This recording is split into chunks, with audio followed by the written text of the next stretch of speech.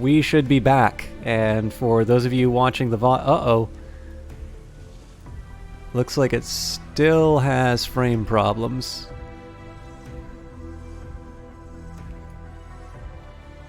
Yeah, that's not looking great. Sorry, I'm just gonna try one more. Okay, we're definitely on software encoding. Oh dear. Okay, just bear with me one quick second here. I need to change something on my Twitch settings.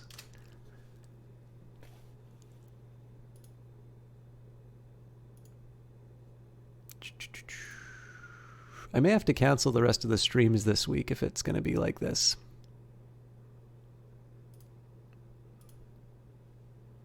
For those of you who are just coming in, I will do a recap of where things maybe went wrong.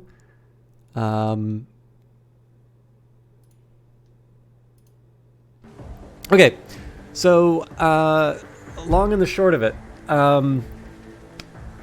I've got some video card problems here, and they are present, and it seemed to be that Age of Wonders Planetfall was one of the ones that wasn't affected, but it looks like now I cannot actually maintain 30 frames a second when recording stream videos.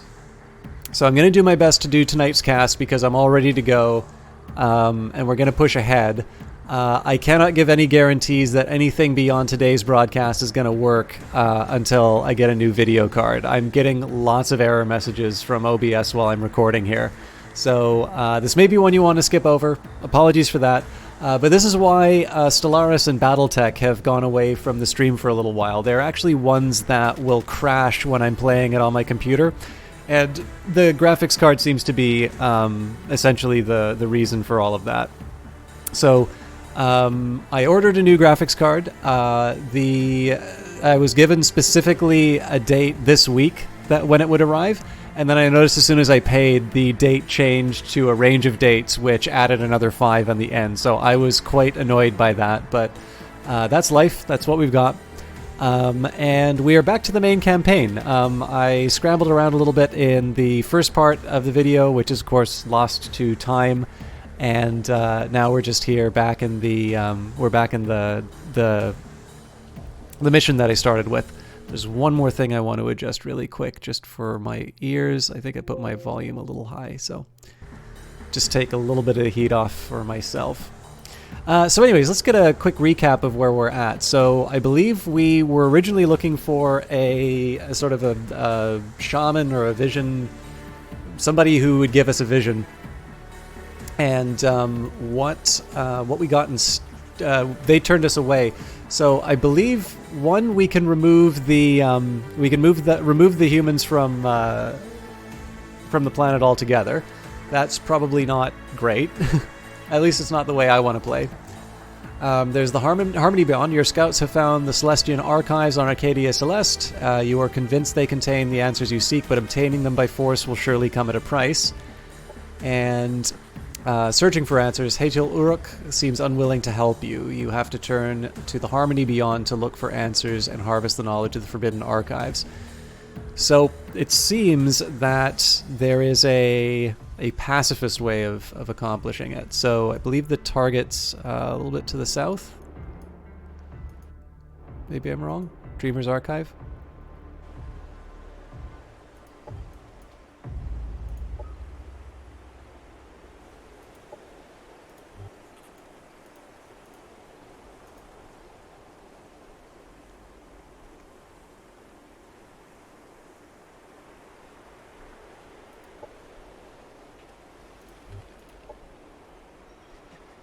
Oh, wait a minute. I get it.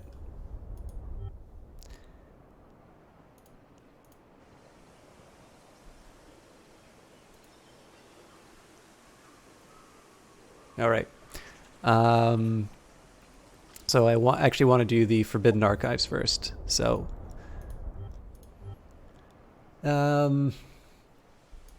then there's the Art of Evolution Scyfish unit. Scyfish is allowed to escort one of their own so you can observe their growth process. To evolve a unit, it needs to earn combat XP until it reaches prime rank. Okay. So, is this the Scyfish? Yes. Who was I getting them to join? I was getting... Okay. Now I've got Barrager Our class. poison is the cannon shell that we push from our minds through our mutated thorax and down the specialized segmented abdomen to burst with destructive force upon the mobs of hateful enemies. Tick G-Glux, Swarm Herald. Okay, so I knew I wanted the Barrager cast because I lost that good unit to the last run. Now what's funny is I started off this mission, or sorry, I started off this campaign level with less of a clear idea of what I wanted to accomplish, and I feel like the last couple of times I played, I've really gotten a better understanding about how the game works. So my traversal through the technology tree is probably a bit curious. So let's just take a quick look and see what my options are here in terms of like my most immediate choices. So first of all, the Ravenous Cast. Oh wait, we're already working on Ravenous Cast. Never mind. I'm just going to let that keep running. As for the rest of it, we should maybe start thinking about sort of specializations that I want to go down to in terms of my in terms of some of my other abilities. Okay, Quickseer can annex its first sector. Now, I was always under the impression that you needed a unit to go and do that annex, but I was apparently mistaken. So select the sector center adjacent. Select the sector center of an adjacent sector to annex it for the colony. This sector can then be developed to give your colony an economic boost. So this obviously annoyed the ally. I think it was municipal chill pods that I wanted to get the points for. It's got good growth, good energy. We don't need to clear it out, but... Oh, but I actually need to take it by force. So... Chapel Steeps instead. Annex the sector as a province for Quickseer.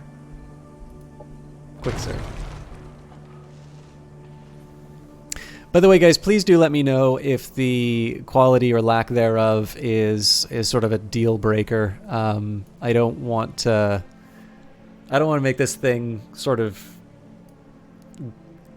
I don't want this to be like 3 hours of just unwatchable video.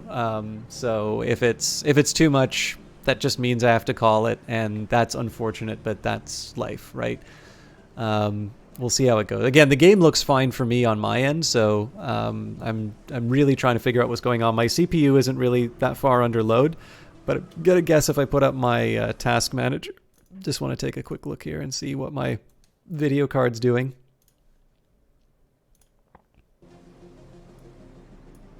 Yeah, as soon as I put it into the main game, it's like 99, 95, 86. Yeah, I don't think it should be doing that.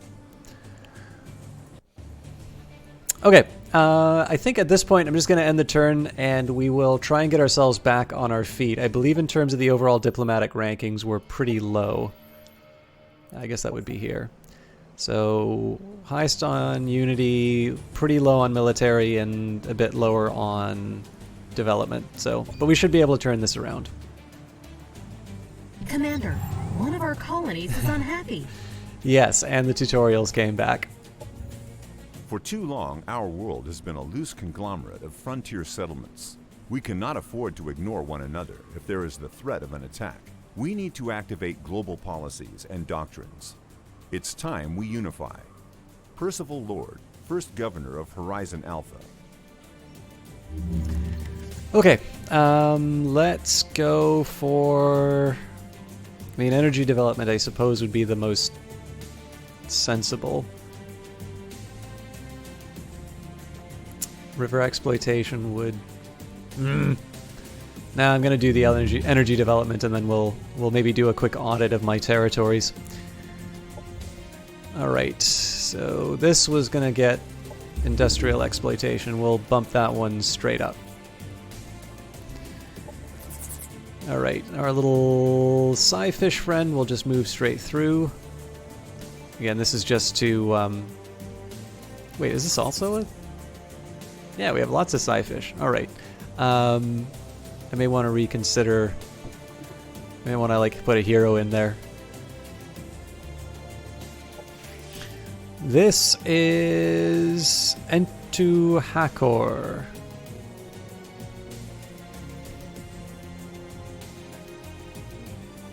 So the real question here is, why did I send them to the municipal chill pods?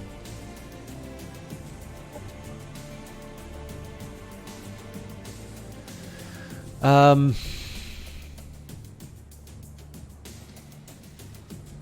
definitely see myself getting some goodies there. I have a feeling, though, if I want them to do anything, I want them to lead my fish brigade. So let's switch that around for now.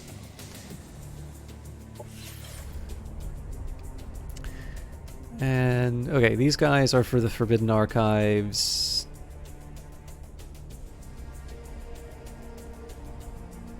Yeah, let's give it a try. And this is my leader.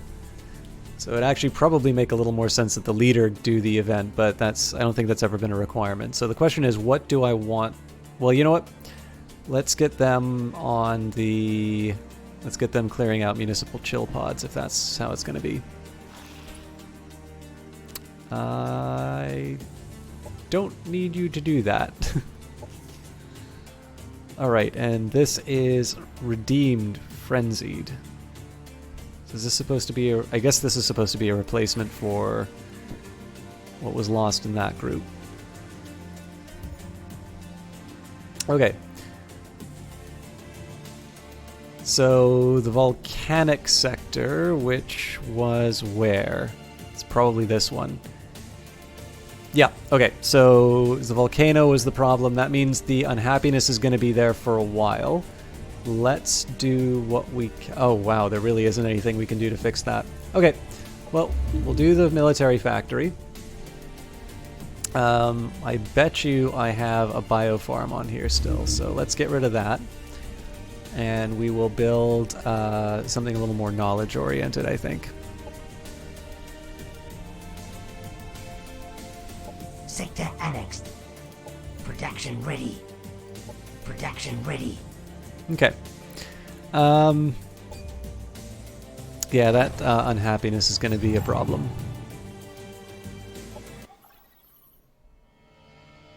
Hadel Uruk is using covert ops. Hadel Uruk might do this again and is not to be trusted.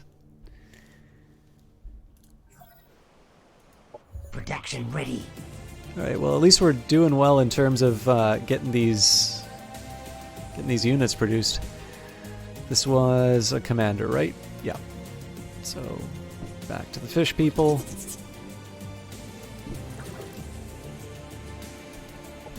The Psyfish, the material you gather, cosmite, familiar to us, vital. To maintain relations, you must sacrifice. We'll move them a little bit closer to the commander. We're not actually going to start any fights until we're unified. Electronic mechanisms employed by the Empire appear to have developed a passive-aggressive attitude towards abuse. If a device is mishandled, it may drain more energy than allotted in system specs.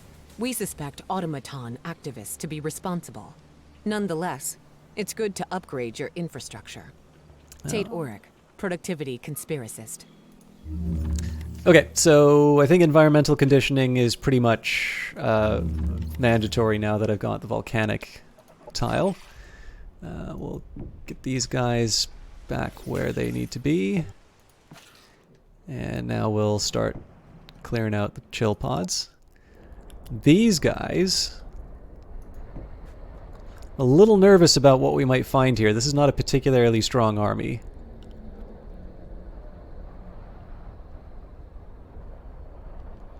We'll see what the strength level is, and a hidden.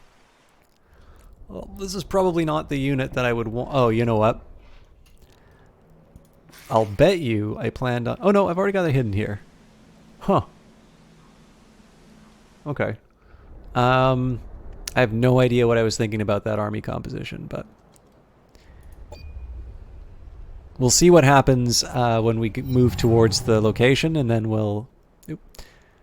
Hathill has captured your claimed sector. Hathill has captured the Glade of Union. Because of your claims on that sector, you've gained a casus belli, 5 points on Hathill, allowing you to declare war on them with popular support.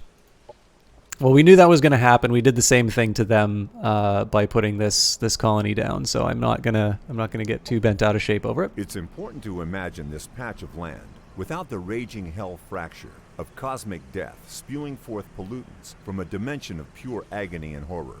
Phil Dunford, Imperius 4 Colony Real Estate Agency.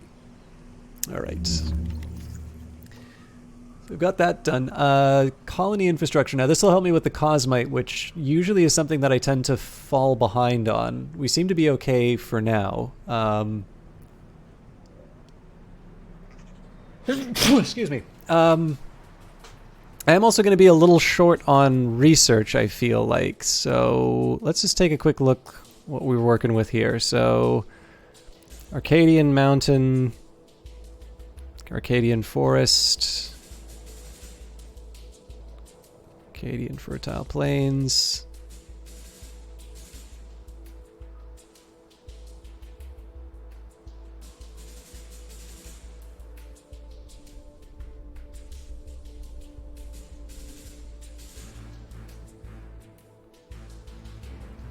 Okay, I'm getting a bit of an idea in terms of some tech that we can go for. So mountain exploitation will give us +1 level to all production and energy sectors in mountains. I can't remember. I think Arcadian is further down the...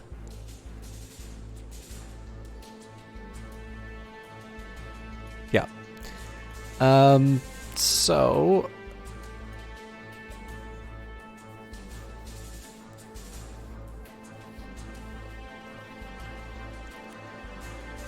This is a tricky call, actually.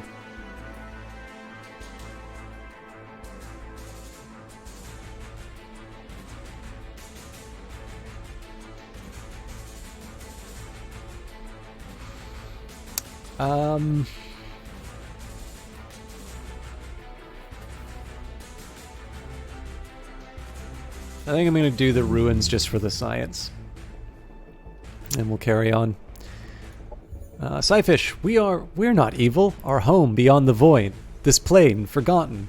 We need to propagate like your own kind eats animals and plants. Build us pods for the chrysalis stage of our growth. We will no longer need organic hosts. Alright. So I'm going to need to figure out production for that too. Operations available for priming.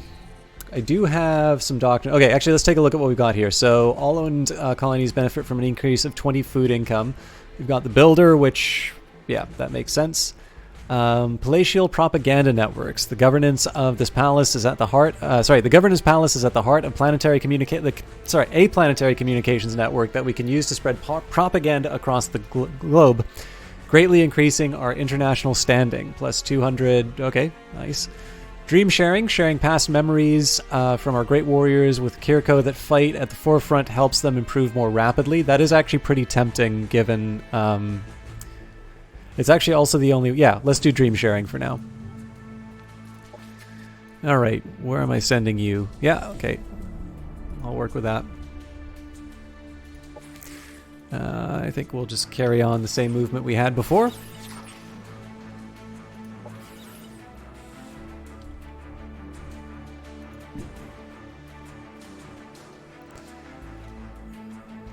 Now the real question is, where am I going to give these guys some experience? We'll take a look at what we can pick up in the area, and then I think we'll move back and start finding These some... are marauders. Hostile arm. We'll start looking for something that we can take out with too much trouble. Alright, the Forbidden Archives. This landmark is an advanced research sector and gives the following when annexed. +40 research, +20 energy. Additionally, it unlocks the following building in your colony, Shrine of Darkness. And when we enter it...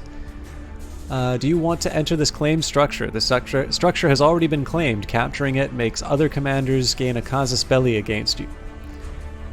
I'm going to say no for now, just to double check.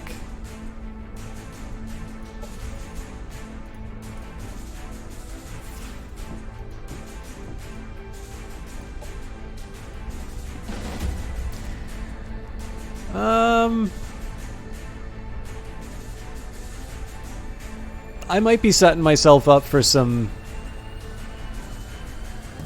misery here, but the numbers are all right, so Now I'm really curious how the tactical map's gonna look.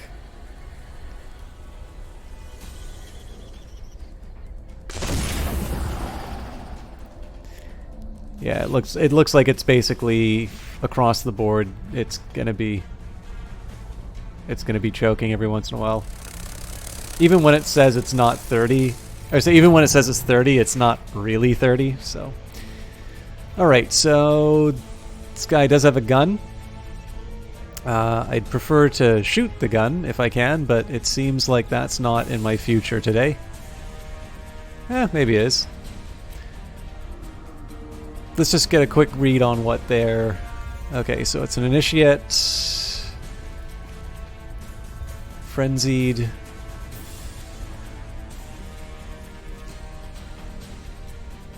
Screw it.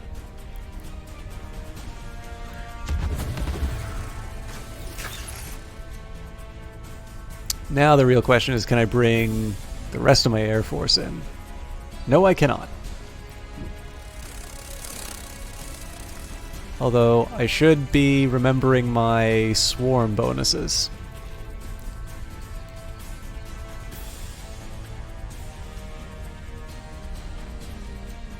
Ah, yes, the Transcendent. So this is more of a support unit. I am going to move him up.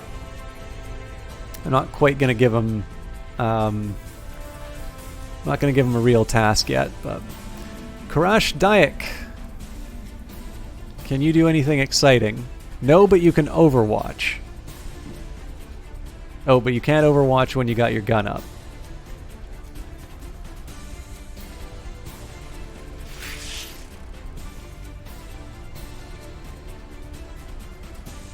Alright, well then at that point we're just going to take advantage of the swarm shield and we'll hope that the retaliation isn't too devastating.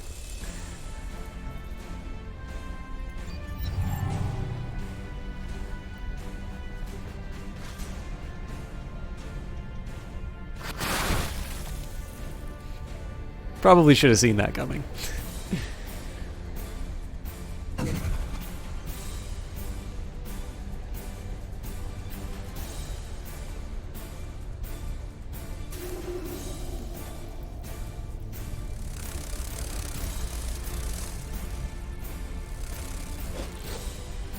Okay.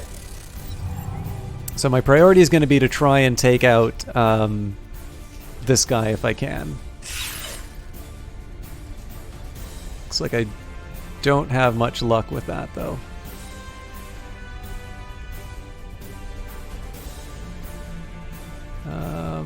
Let's move up a little bit. 60%. Yeah, we'll work with it.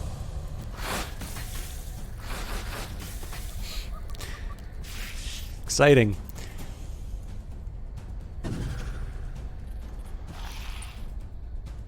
All right, now this is actually going to be a harder one.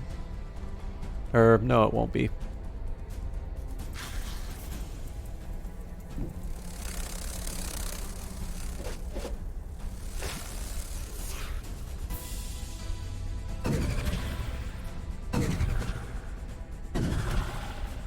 Enemy destroyed. And this guy's got his overwhelm. Well, he's going to take the damage anyway, and he is a commander, so.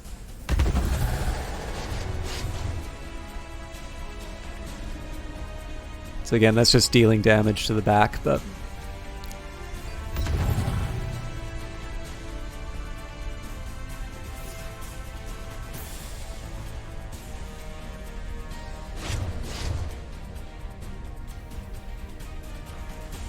So that's a pretty smart move. Oh, yeah. So we just lost one commander. That's a pretty smart move overall, just because it forces the attention of the remaining units. I am going to try to avoid to play that game though, and use what units I can to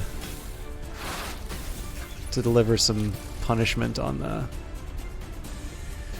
Okay, now the exception here is that I'm actually going to take advantage of the flank, because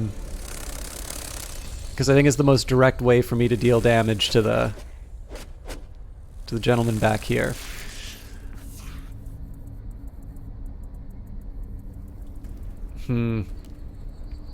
I think it will provoke a reaction, but this is too good of an opportunity to pass up. Enemy destroyed. Nailed it.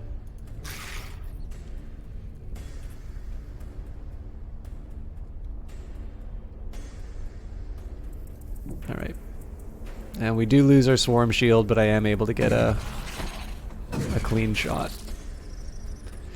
Alright, so again, these guys are not to be ignored, but we've, you know, when I have a melee unit amongst my range, that's usually a time to reconsider my choices. Ooh. Unit has fallen. I didn't think that was going to take the whole group out.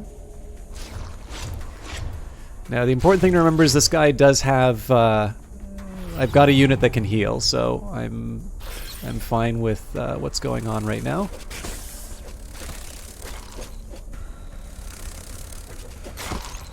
Enemy eliminated. Okay, good. So now I get to focus on the thing I'm good at. And I might as well go for the heal here.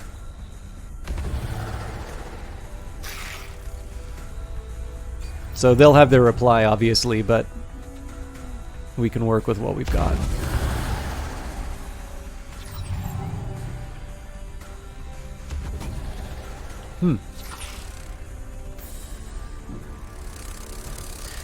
I want to be careful with these guys because obviously they were able to take out that last unit in one go. On the other hand, they were also flanked. Now the drawback here is that, like, if this is the only guy that's left, I can still potentially lose against this one solo unit, so...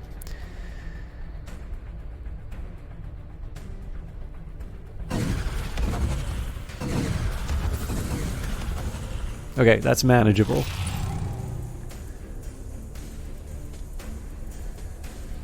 In this case, I'm going to try and go for the flank if I can. Nice. And this guy's going to be in a little bit of trouble, but we do get the advantage of some flanks. Now, my chances aren't that great where I'm standing, so let's move a little bit closer and see if we can... No, we cannot. So I think that's another unit that's going to get lost.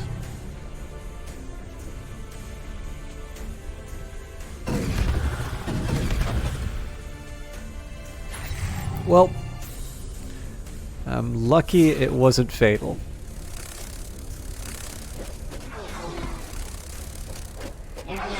Cool, we made it.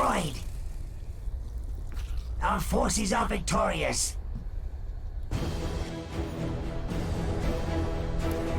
So again, a bit of a shame we lost the Unleashed, but all told, that was something we were trying to get. So this place is daunting and yet inspires me with awe. I can feel the wake of the void tear at every inch of my body. The voices of the harmony beyond are no longer whispering, but turned into a chorus, and its anthem proclaims dominion and power.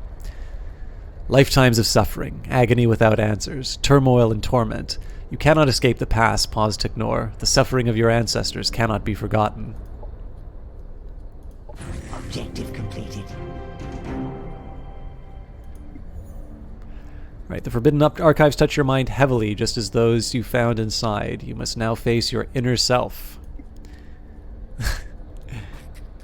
That is a 651 stack versus my...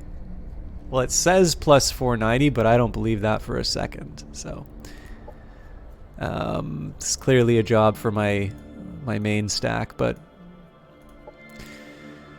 Alright, we'll pay the Cosmite tax. What do I want you to do? This is one of my new guys, so let's make him... Yeah, we'll give him the range specialist for now. Oop. And so Frenzied Assault. Selfless Sacrifice unit links itself to a target friendly unit. Any damage dealt to this unit is reduced by... Okay. I do really like kind of the swarm. I mean, clearly it's not surprising that the Kiriko get these swarm-oriented features, but it's neat nonetheless. Okay, so what are we looking at here? Now, they're also upset. Why? Just from upkeep, huh? Well, at the very least, we can do some botanical gardens.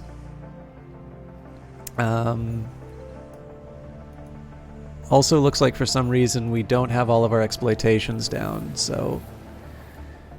the only problem is I don't know which one hasn't been upgraded already, so...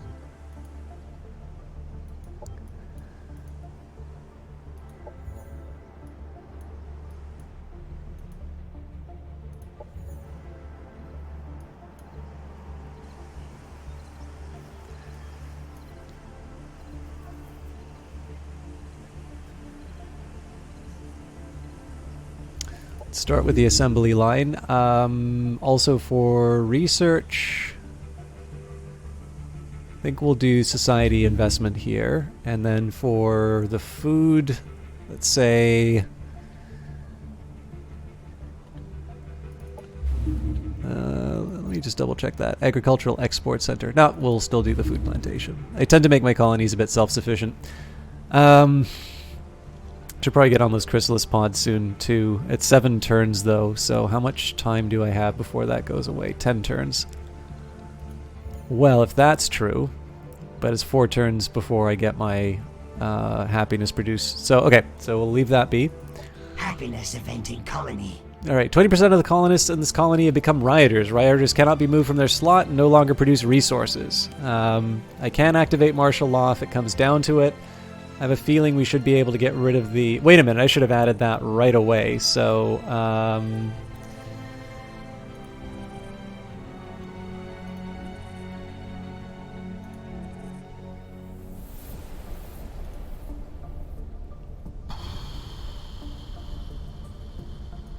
so I should just be able to build it in the production window. There should be something that allows me to remove the volcano penalty.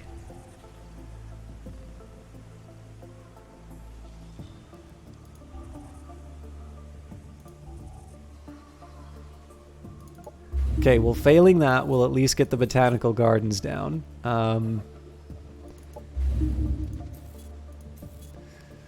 Also get the chrysalis pods. Okay, in the absence of the remove volcanic trait... Oh, wait, maybe it was... Okay, hang on. I think I know why. Because that's about removing hazards, not about... I think removing volcanic...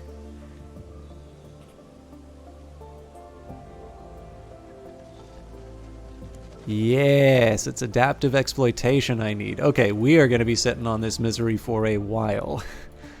Fair enough. I'll figure something a little more permanent out.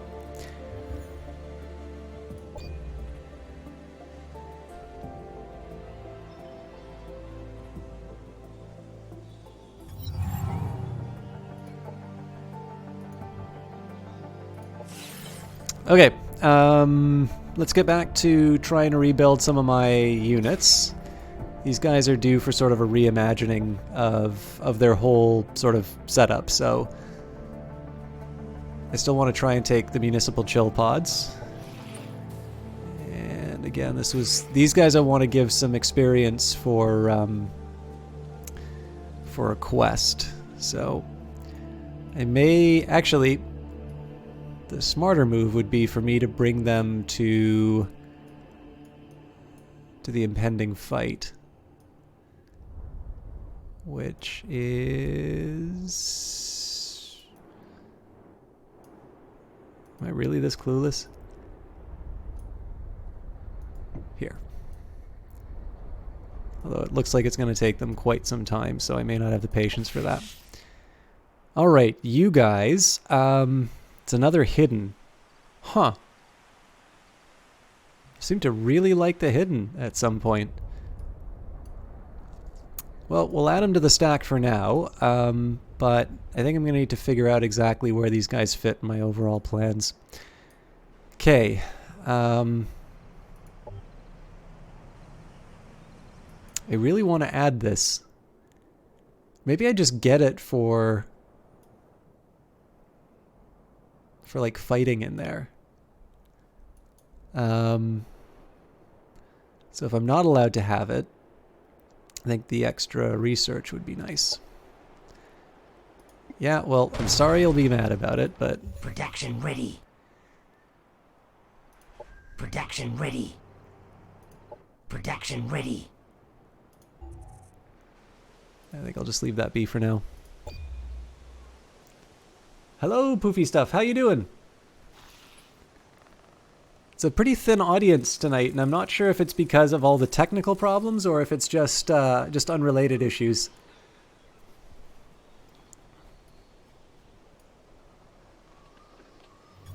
This is the thing. I know what it looks like to me on my end, but it doesn't necessarily mean that it's watchable on the other side. So if I can get any feedback in terms of whether or not the stream is watchable, that would be very helpful. All right, my friend Pause to Ignore, I have a trade offer for you. May our people leave the Dark Age behind us and prosper together. Let us bring forth peace and prosperity by improving our diplomatic state. It is time we further our peaceful relations and ally ourselves in a defensive pact. Seems fine? Okay. Yeah, well, that's a shame, but I like defensive pacts, so. Even if it seems fine, there will be, like, choppiness, but as long as it's viewable, that's the main thing.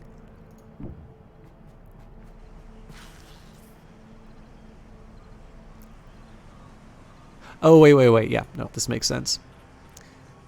All right, yep, you can be mad about that all you want, but... Ooh, that's a little bit more than I want to handle right now.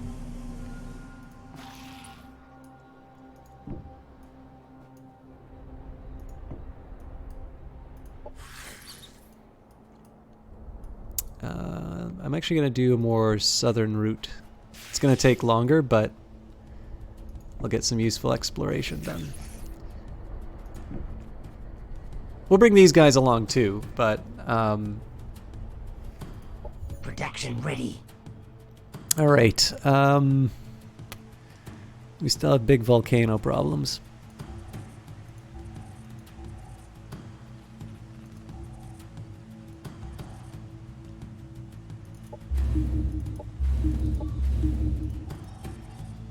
Not sure I want to build those turrets, to be honest.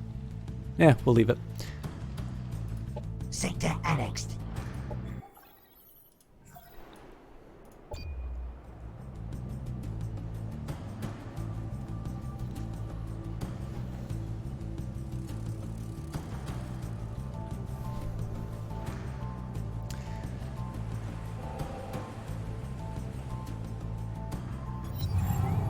Oh, we're gonna wind up fighting for this. I don't think I have anything I can really bring for assistance.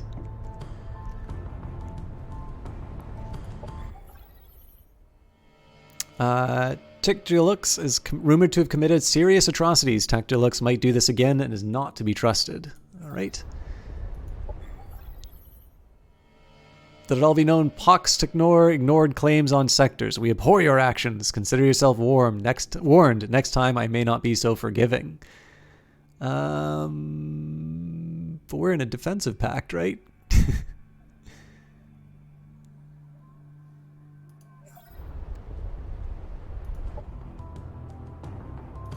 Production ready.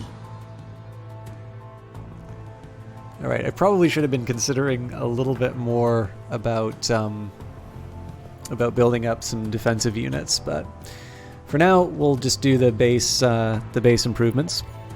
A terrible form lurches from the swarm's hunger, not to ravage fields of grain or to blot out the sun, but to rend flesh, snap sinew, and consume the bodies of our enemies to birth our larvae. Skiktok, larval guardian. Okay, I think I said I was going to reevaluate my options as far as research was concerned. So I'm pretty sure I'm short on mods, and I haven't really decided what kind of improvements I want to be giving my guys. So we can do the Void Tech, or the Cynumbra rather, upgrades. I can try and do some psionics boosts, or I can go down the biological tree, which I don't really have a whole lot for right now. So right now we've got the Tormented Cast, which would be another elite. Counts as a heavy unit. Takes me 10 units. Thing is, we can get a whole bunch of like mods and whatnot in like 1 or 2 turns. I think in this case, let's just start getting some low-level upgrades. Ruins are the future that awaits all of us, unless we discover the reasons why these ruins are all that's left of a once enlightened age. Marek Nib, explorer of the ruined maze. Okay, so one of the bigger challenges I have now is there's a side of me that kind of wants to drill down and get adaptive exploitation right away. The other side of me says, well, let's at least build our infrastructure up so that we're able to sort of traverse the tree a little bit faster. I think... Okay, let's start with colonist care, because my secondary... There's 2 ways that I can deal with the happiness problems. One is the... adding to my my happiness levels, and then the second is to remove the negative. So I think I'm going to try and attack it from both angles there.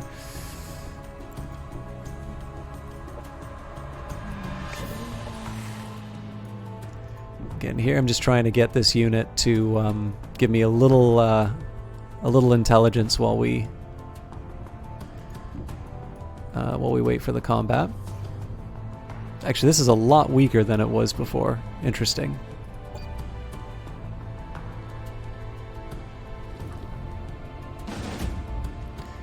Alright, so clearly I need to do manual combat here. An Octawhale.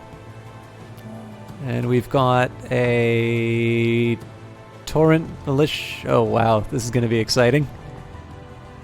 Hey, Lepuskayu, how you doing? I'm suffering a lot of frame rate problems right now, so I appreciate you hanging out. I hope you're doing well. Have you ever seen any of the Age of Wonders games before? Alright, so this is interesting.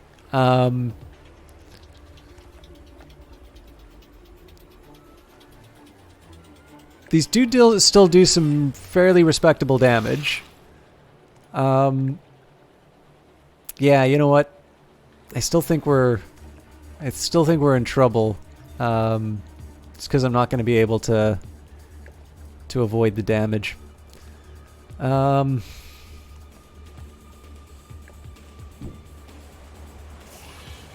think at this point I'm going to get my Swarm Shield bonuses. I'm going to let them come to me.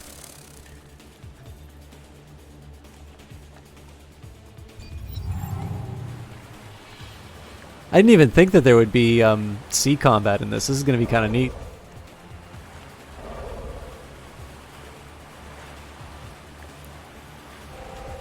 So, I like to... There's 2 ways that I like thinking about it. It's either a 4X game like Civilization with a little bit more of an emphasis on the combat. So, as you can see, there's this tactical level that's not present in the Civilization games. That makes for some fun encounters. What I'm trying to do here is to stay a bit off to the side to keep them from... Well, no, there's really no good way of me handling that. So I'm going to do the damage that I can, and then just hope for the best, frankly. But yeah, so the combat is definitely quite a bit more developed, and the city building is kind of more abstracted away. Alright, looks like I need to... Yeah, you know what? I'm just going to set up defense at this point. I could spend some points on... You know what? I think I'm just going to try and go for the healing surge later. But yeah, so it's either Civilization with a little bit more combat, or you can also think of it as sort of a reverse XCOM, where XCOM has a very large focus on the tactical level of the game, the sort of the turn-based battles in the individual cities. You can sort of think of this one as a game which has a bit more of an emphasis on the strategic side with a more in-depth sort of tactical level. All right, so I also need to know... Okay, so one other thing that I need to realize is that these things hit really hard when they get into close range.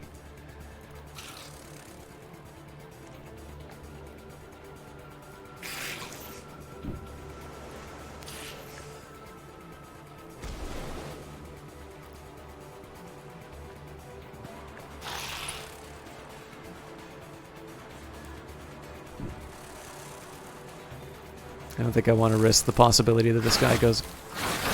Enemy destroyed. So this guy's going to get flanked, unfortunately. What I'm going to do is I'm going to take a risk. I'm limited in terms of money, so I can technically fire off 2 healing surges, but I want to make them count because it's entirely possible I'll still lose the battle. So I'm going to wait here. I'm going to take the damage, and then we'll start the next round with a heal. So... the frame rate problems are coming directly from my computer. They have not been present until the most recent problems, so I'm really sorry about that. I was hoping to show the game better than I could, but I think there's a reason there's only a few people watching. Alright, so my creatures survived, although they focused down the one target, so that's a little surprising.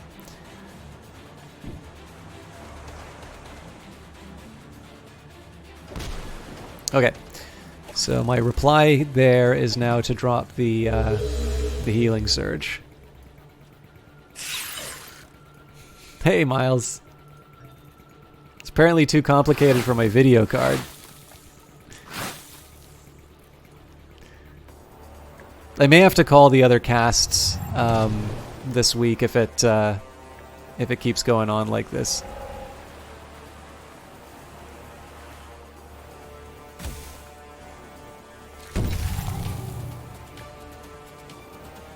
All right, so this is really where the numbers.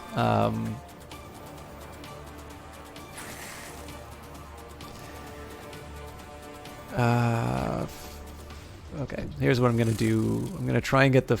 Oh, that doesn't give me flanking. All right, well, that was just a disappointment all around. I'm pretty sure we just lost that unit. I am going to try the healing surge here. Just buy ourselves a little more time, but I think this is kind of throwing good money after bad. I'm not sure, Miles 4K. I just know my GPU is an NVIDIA 980 Ti, but I got it right when it was announced, so it's basically a 4-year-old card now. Which, by the way, I still think means it should be working. But basically, I did a 3D Mark benchmark on it, and it is performing at half or potentially less than half than what it was when I first got it. I've emailed Gigabyte support. They have still not gotten back to me. At this point, I basically just ordered... I've ordered a new one. I'm not happy about it, but I do need to keep the stream going, so... Unit down.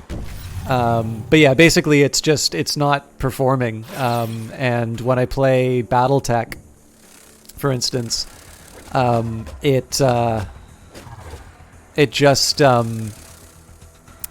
straight up crashes. That's also happened on Need for Speed Heat, so. Unit has fallen. The swarm will return. Okay, so I think we lose the... Oh no. Okay, now I'm kind of curious what happens. The sector is disconnected from its colony and may not produce any income. A structure that claim... Oh, I get it. We need to move in and take it again, so... Life is delicate, evolved over ages of perfected trial and error. One doesn't gain superpowers by adding an extra helix to the elegant double helix of DNA. It's lethal. No surprise that this weapon, originally an attempt to enhance life, is better suited for destroying it. Oh, sorry, I forgot to give the doctor credit for her words. Okay, so if I want... These are all going to be strategic operations. So this gives me a new unit as well as more equipment. This will give me, again, so the argument for or sorry, not strategic, tactical operations. So again, if I want more stuff to drop down, we're not doing well for income right now, so I probably don't want the more tactical operations to spend money on.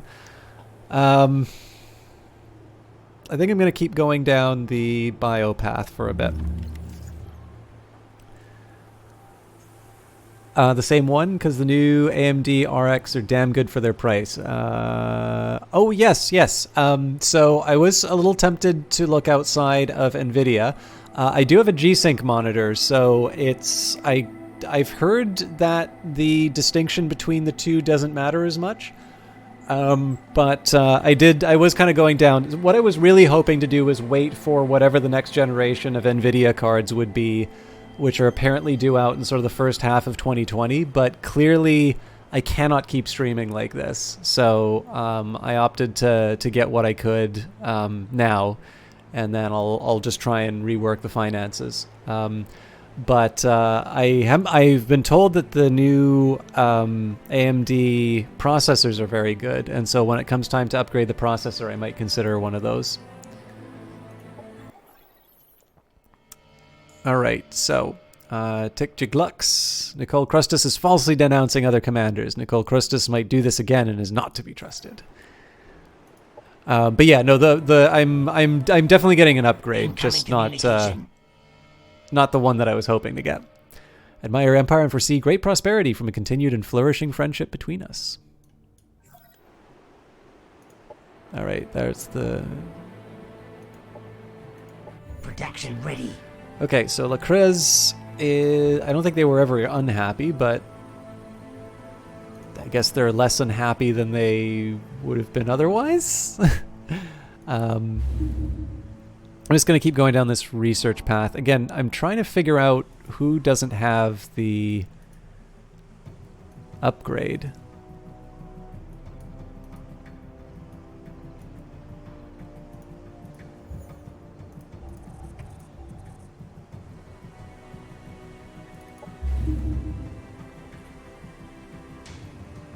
Oh, I get what's happening.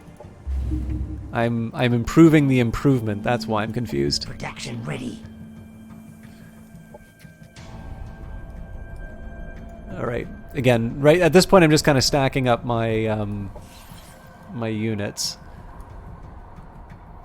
Although in practice, this is overkill for this guy. What I might want to consider instead... Well, it's a little too late for it now. These guys, I was just trying to get some extra vision before moving in. I do need to get some people to go and reclaim this sector, though. Again, this unit's kind of strong enough to take on this new one, but seeing as we're all here already. Hello, electronic puppets. I'm doing okay, as you will probably notice. The technical problems continue without holding up, it looks like, so I'm getting my window is basically just full of error messages at this point about the stream. And again, I'm not sure if that's what's affecting the viewer count or not, but it's a bit grim. So great to see and hear a bit more Planetfall. Well, this is the thing I was going to say. On Twitter, I said that it's the one that's not affected by the technical problems. Yes, my eyes are much better. I went without my contacts for a couple of days and changed the contact lens fluid, and everything is good to go. So thank you very much for that. But yeah, so I was going to say it was kind of like being exiled to paradise with the problems, because BattleTech would crash, Stellaris crashed. And so I was like, well, Age of Wonders seems to be working, and not the case anymore, unfortunately. Of course, our military-grade corrosive chemicals will eat away your hand if you touch it, regardless of whether you're innocent or nefarious. It's a weapon. The innocent don't play with weapons.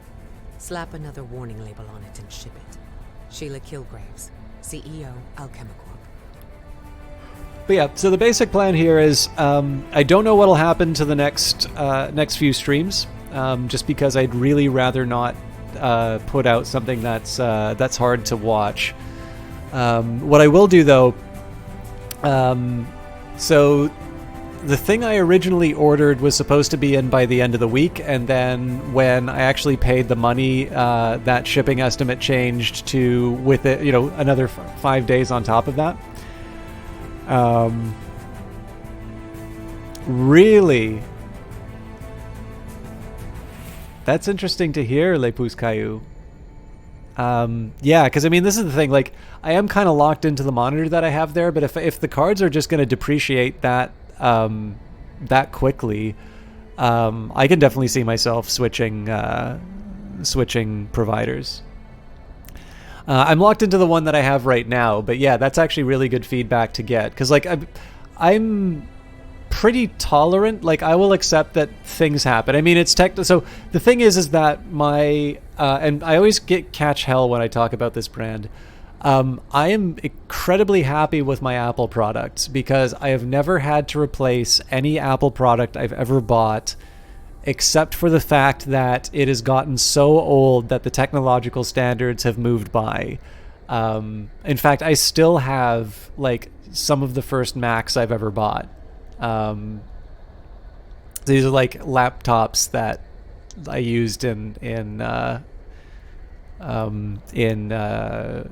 like my first year of university. Well, one laptop from the university, that kind of thing. And again, like it'll do what it was built for really well. It's just it takes a while to even load like Facebook on a website because it's maybe Facebook's not a good example, but yeah, like basically the kind of the expectations in terms of overhead on it are unreasonable. Yeah, Electronic Puppet's got a great example. Now, obviously, so this video card, I can't complain too loudly because the warranty is done. Technically, I'm supposed to have a warranty through my credit card to extend by a year, but I think they've built the terms in such a way that it's effectively impossible to claim it. So we'll see. But if this next one, like if this other NVIDIA card, I definitely didn't buy from Gigabyte again. I'm like, the fact that I could not get in touch with support within the timeline that they gave to me, I don't care if it's the best deal. I'm not buying from that again because I have no idea what'll happen if I actually need support within the warranty. But when it comes to like, so I'll accept, an NVIDIA card. Okay, so this thing died. Yeah, it was within the, it was outside of the warranty time. So technically all of the expectations are gone, but there's clearly some things that I buy which have a longer life than what just the, like, here's what the manufacturer is giving you kind of expectation. And so if it turns out that, any NVIDIA card that I get is going to basically have an effective life of 4 years like this one, I will definitely consider a different provider if I can get better. So you just ordered a new AMD RX 5900 XT and Black Friday hits you, so you ordered a whole new setup. Oops. That's not bad. I mean, I think I wound up picking up this computer that I'm working on right now as a result of some Black Friday deals. Mindless beings in this reality, mechanical intelligence, no means of communications, desires unfulfilled, seek mind to matter conversion.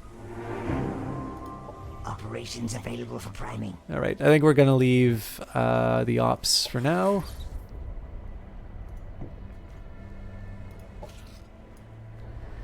Again, we're definitely bringing more than we really need, but...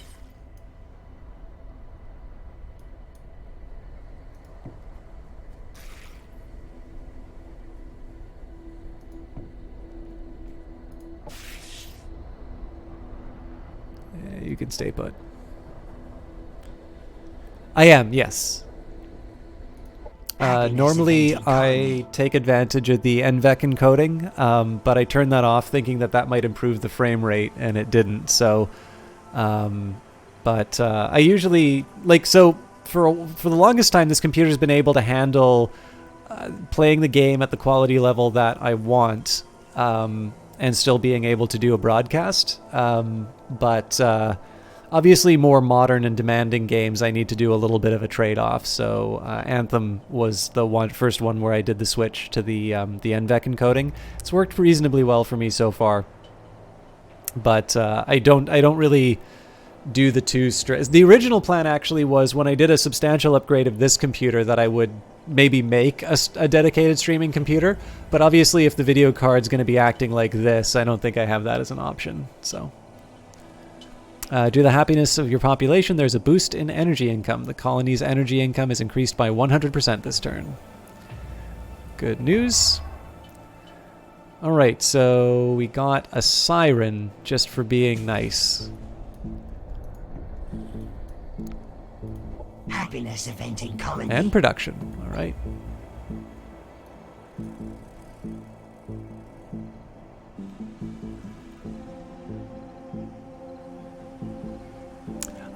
I know what you're saying, Lapus Caillou, but there's actually other ways around that issue. So one of the things that can be a difficulty with a two streaming setup, Johnny Big Time runs into this.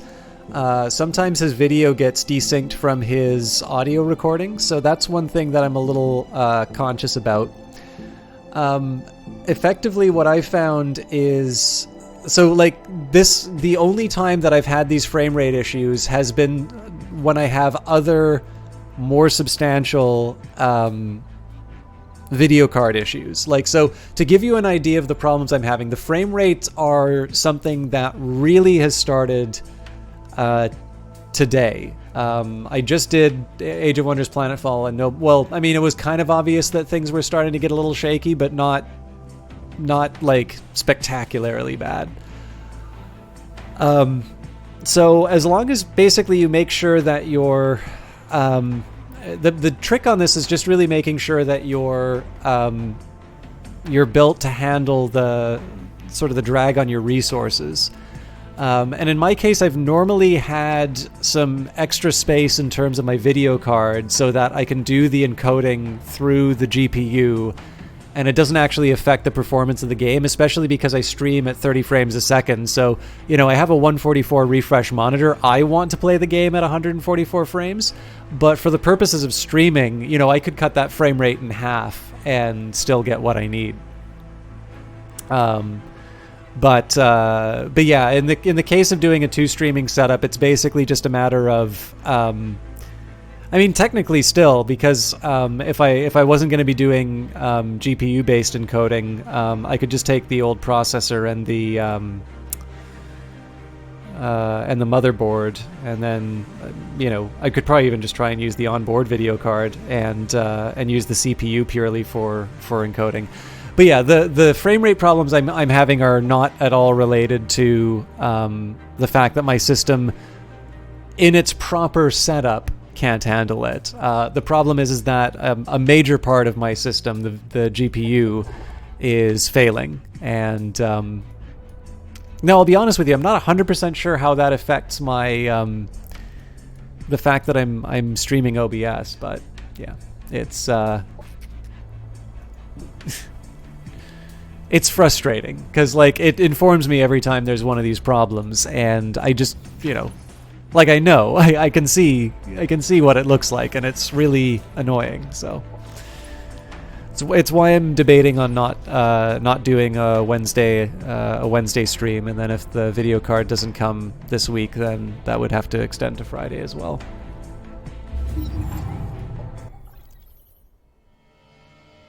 Hatil Uruk has insulted my empire. Hatil Uruk might do so again and is not to be trusted. Happiness event in colony. Alright. I'm curious if that stacks. Yeah, that's a lot of rioters. So this is of course why I'm losing money. Also, I've been ignoring my diplomatic efforts, so let's talk with the Sci-Flish. So let's start by buying us some mods.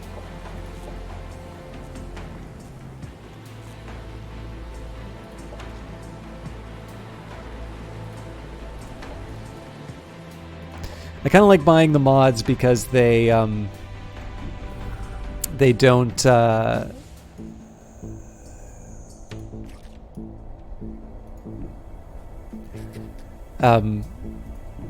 they don't give you like more units to put on the table, or they don't cost you anything directly. You have to choose to build them, or so you have to choose to put them on your units. We'll wait. Again, this is completely overkill for this stack, but it does mean a bunch of experience for my people. So I think we'll leave this be.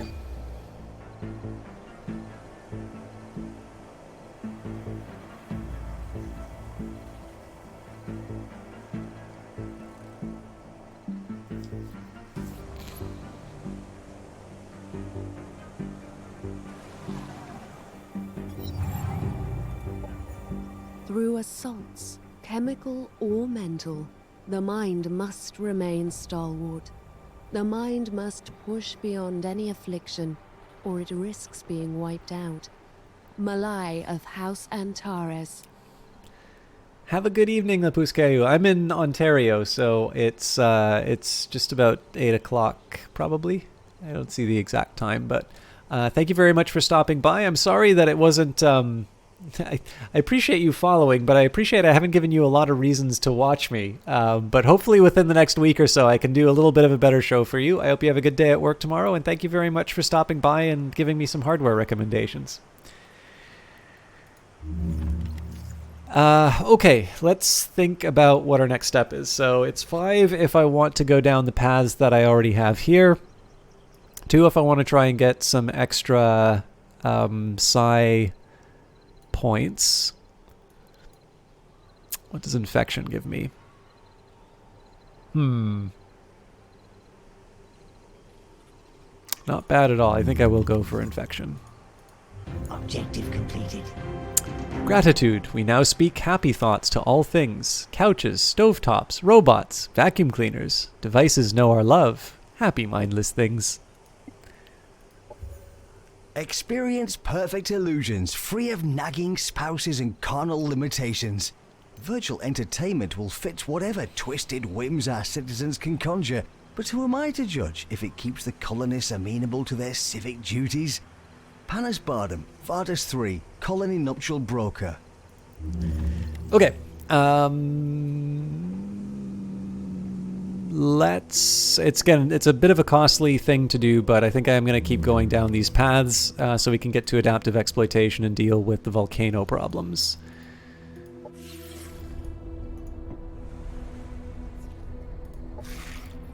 Okay, again, we're going to keep everybody waiting. A new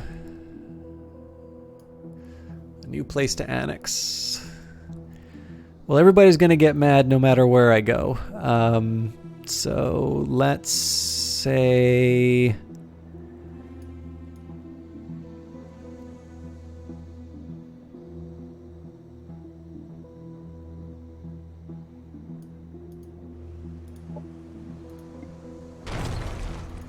Production ready. All right.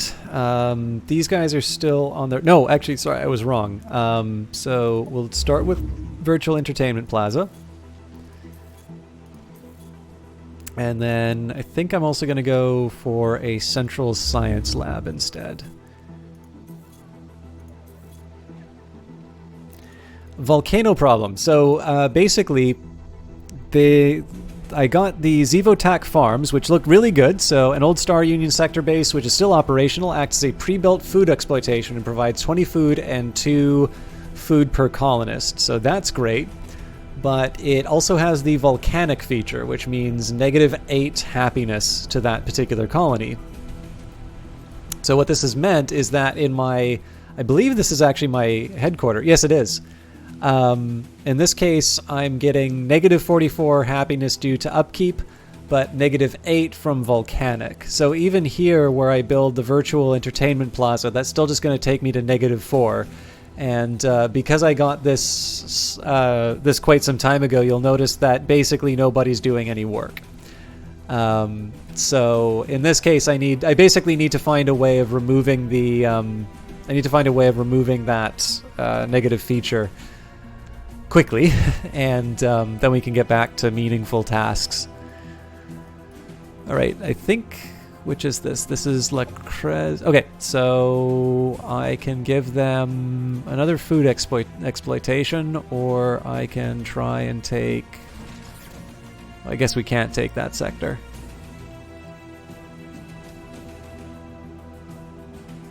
Oh, a small independent colony that might join you if you have enough influence. Okay, we might actually have a chat with them then. But for now, this one gives me science, so I'm going to go for that.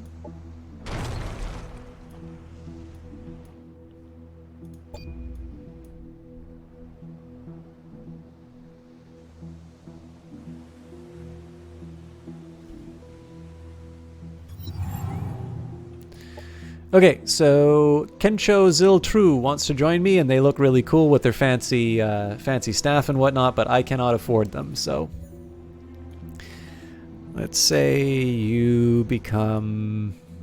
I guess I need to make you a food exploitation no matter what.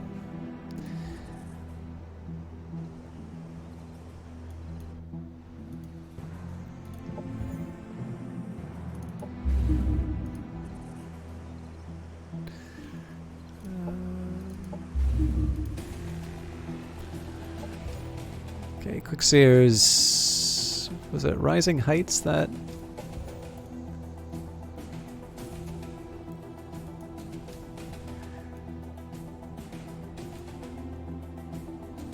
It doesn't really matter what I wind up building here, I don't think. So in this case, I think I'm actually going to do research exploitation. Okay. Getting ever closer. Sector annexed. Sector annexed. Production ready.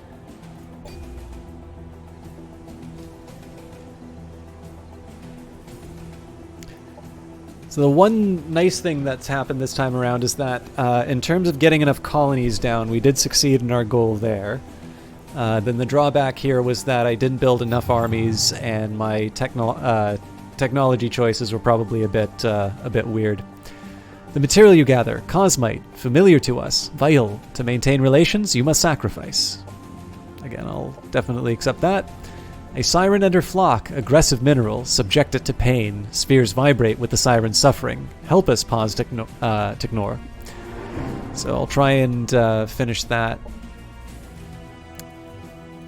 after. I don't want to do these ops. Again, we're running a deficit right now, so... Incoming communication.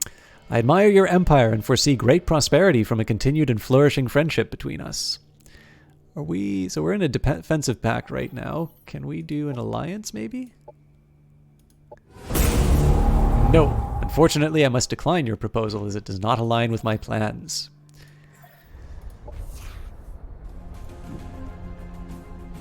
Okay, so let's get everybody into position.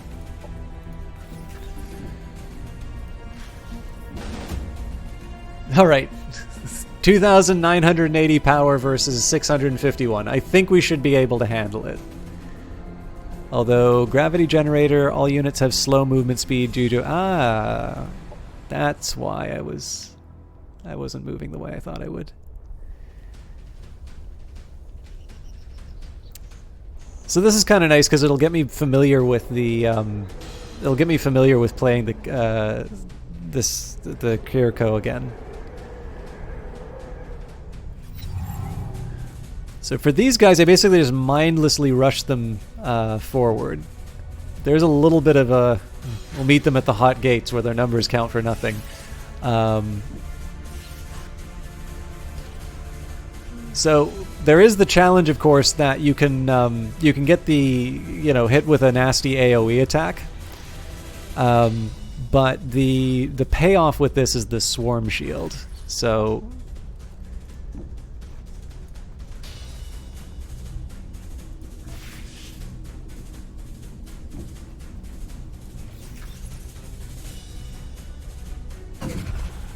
Alright, well, can't win them all. Now the Engulfer. I don't think I can do any... Oh, yes, I can do a ranged hit, so...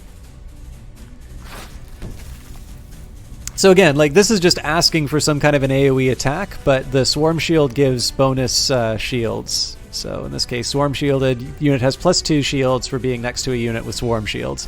So if they do target these guys, their damage overall is going to be less effective than it normally would have been.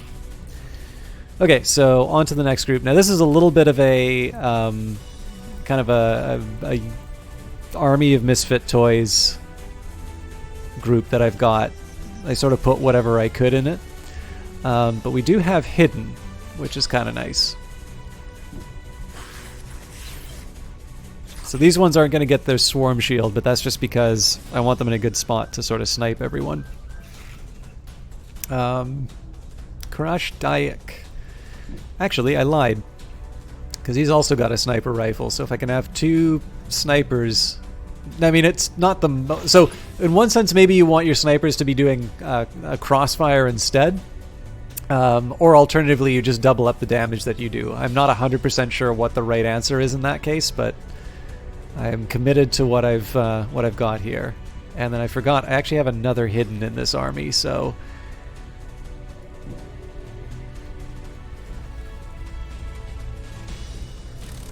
Now, they're probably not going to be very effective in this spot, but what may wind up happening is they might be able to offer some support if the fight winds up moving this way. So either way, I'm going to need to put them somewhere due to my move restrictions. So this seems as good of an option as any.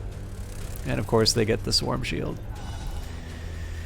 Okay, now I have no idea what these psi units do, or sorry, these fish units do. So enticing bond with an enemy target, making it use all of its movement to run towards the caster. If the unit is staggered, the bond will be broken and the effect will end. That's neat. What's the range on that thing? And then impregnate, inject an adjacent biological or cyborg unit, enemy infantry unit with an embryo. That unit goes into a panic and will run away randomly for 2 turns. At the end of the effect, the unit will transform into a chrysalis under your control. It doesn't work on commander, and heroes can be used only once per battle. Glorious. And that hits like a truck, so... Okay, so these guys don't necessarily want to have beside each other because they don't have the swarm benefits. Normally I'd put them behind cover, but again, we do actually need to cover some Oh, I probably should have moved them up here now that I think of it. Yeah, so we do actually need to cover some ground if I can. We'll leave him for the end.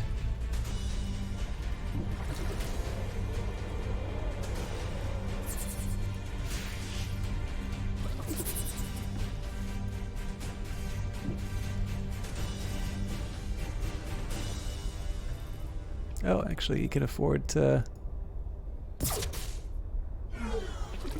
I wasn't expecting that, to be honest.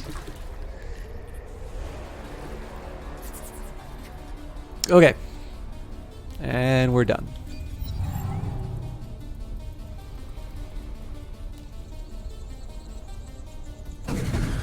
Okay, so this is sort of as we anticipated, right? That they would be taking advantage of the terrain. Well, the fact that I moved my people into that area to deliver some hurt. Operations ready. Okay. Unfortunately, I don't have a...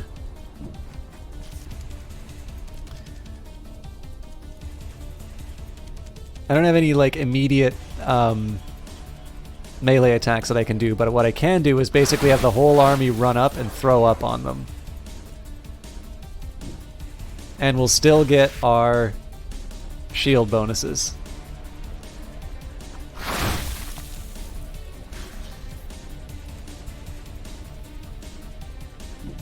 Alright, this one maybe less so. Oh no, damn it! This was my hidden. I should have been paying closer attention. That's really bad. Okay. I should have seen if they were able to just shoot at them.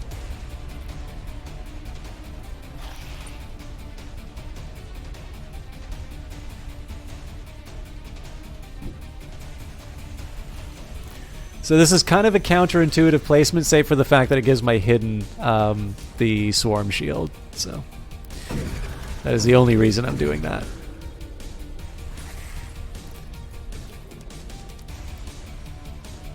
And this attack is Caustic Smoke, cover a 1 hex radius area with an acid cloud that melts armor and deals damage.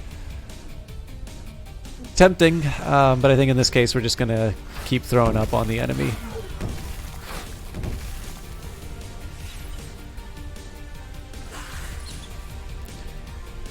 Alright, so it looks like my hidden can't do anything too exciting here, so we'll move them up.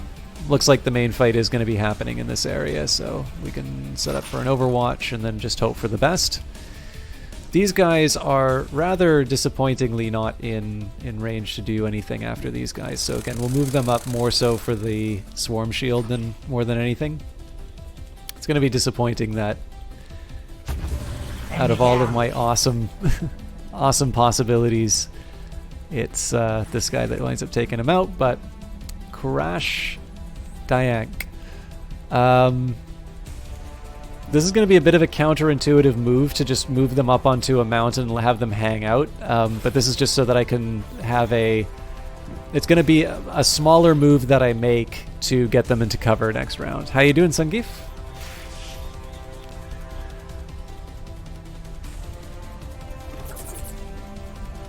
I really wanted to try that impregnate attack, but I'd much rather win than play with the new toys, so...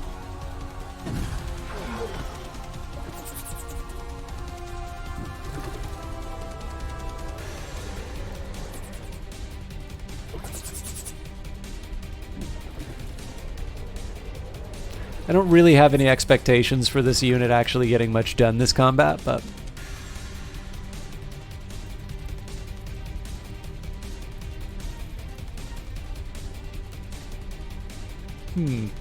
Gonna have to remember that one too. I'm particularly going to have to remember it if I wind up going up against these things in an encounter. I probably should have thought that through.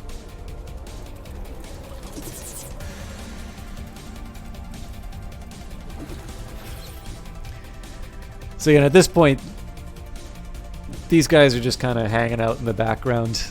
There's no way that they're going to get in range for the real fight.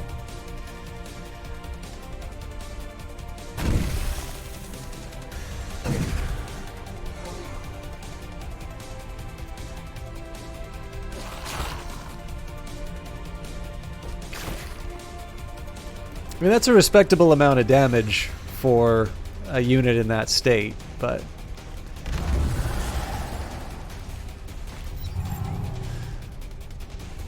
Alright, so first things first, let's finish him off. Enemy down. Next thing I want to do is see if I can get... Ooh, this guy's pretty far away. Yeah, I was hoping to see if I could maybe get a heal for those guys, but I think I'm going to be too late.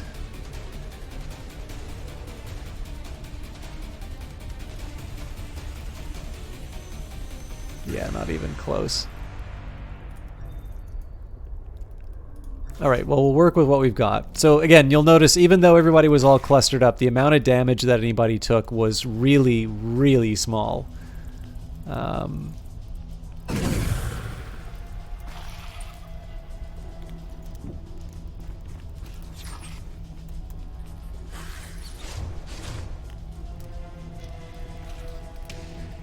So what I want to do here is I want to make sure that I'm getting in range of both of them. So first thing we're going to do is take out this unit. Enemy hero killed. And now, basically, the nice thing about this is that if they take an action, even if they want to try and do a soul spear on these guys, there's going to be a cost associated with it. Of course, the hope is that we take these guys out before that becomes an issue, but. Alright. If I can, I'd also like to get a unit close to these guys just for the bonus on their shields, but I think that's a little too much to ask for.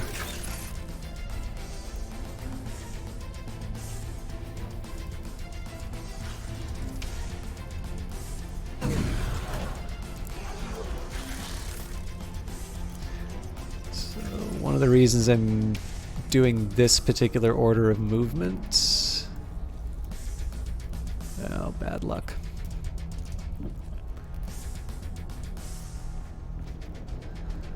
I'm basically trying to find actions that I can do that will take this unit out before I have to spend any resources to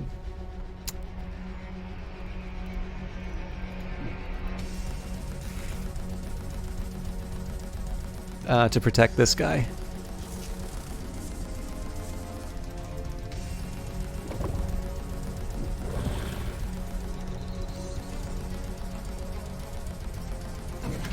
Okay. Enemy destroyed. I'm doing okay, Sungif. As you've Our noticed, forces are victorious. the technical problems just continue to really put a drag on the stream. So, I'm feeling a little frustrated about that, but not enough to not enough to say, well, we're finishing only after an hour. I may cancel Wednesday though, just because I think it's I just think it's too much to ask people to sit through this for potentially through 3 streams. The shadows are gone. Clarity and peace have taken their place. Was this the harmony beyond showing me the path towards balance? You're not like you seemed before, pause to ignore. Many falter when facing their personal fears. You did not. Some of our brethren seek vengeance for the past, but you can still avoid that path. I never sought vengeance on Arcadia Celeste. Our people need to prosper among their own, away from the humans and their greed. I'm looking for an ancient homeworld of Zakir Ko, the third dream of Kazra Tosh. I need to return to its starry sky. The constellations of Kazra Tosh are an enigma almost as old as our desire to return to Zakir Ko. Her dream must be strong in you if you believe that you can succeed where so many others have failed.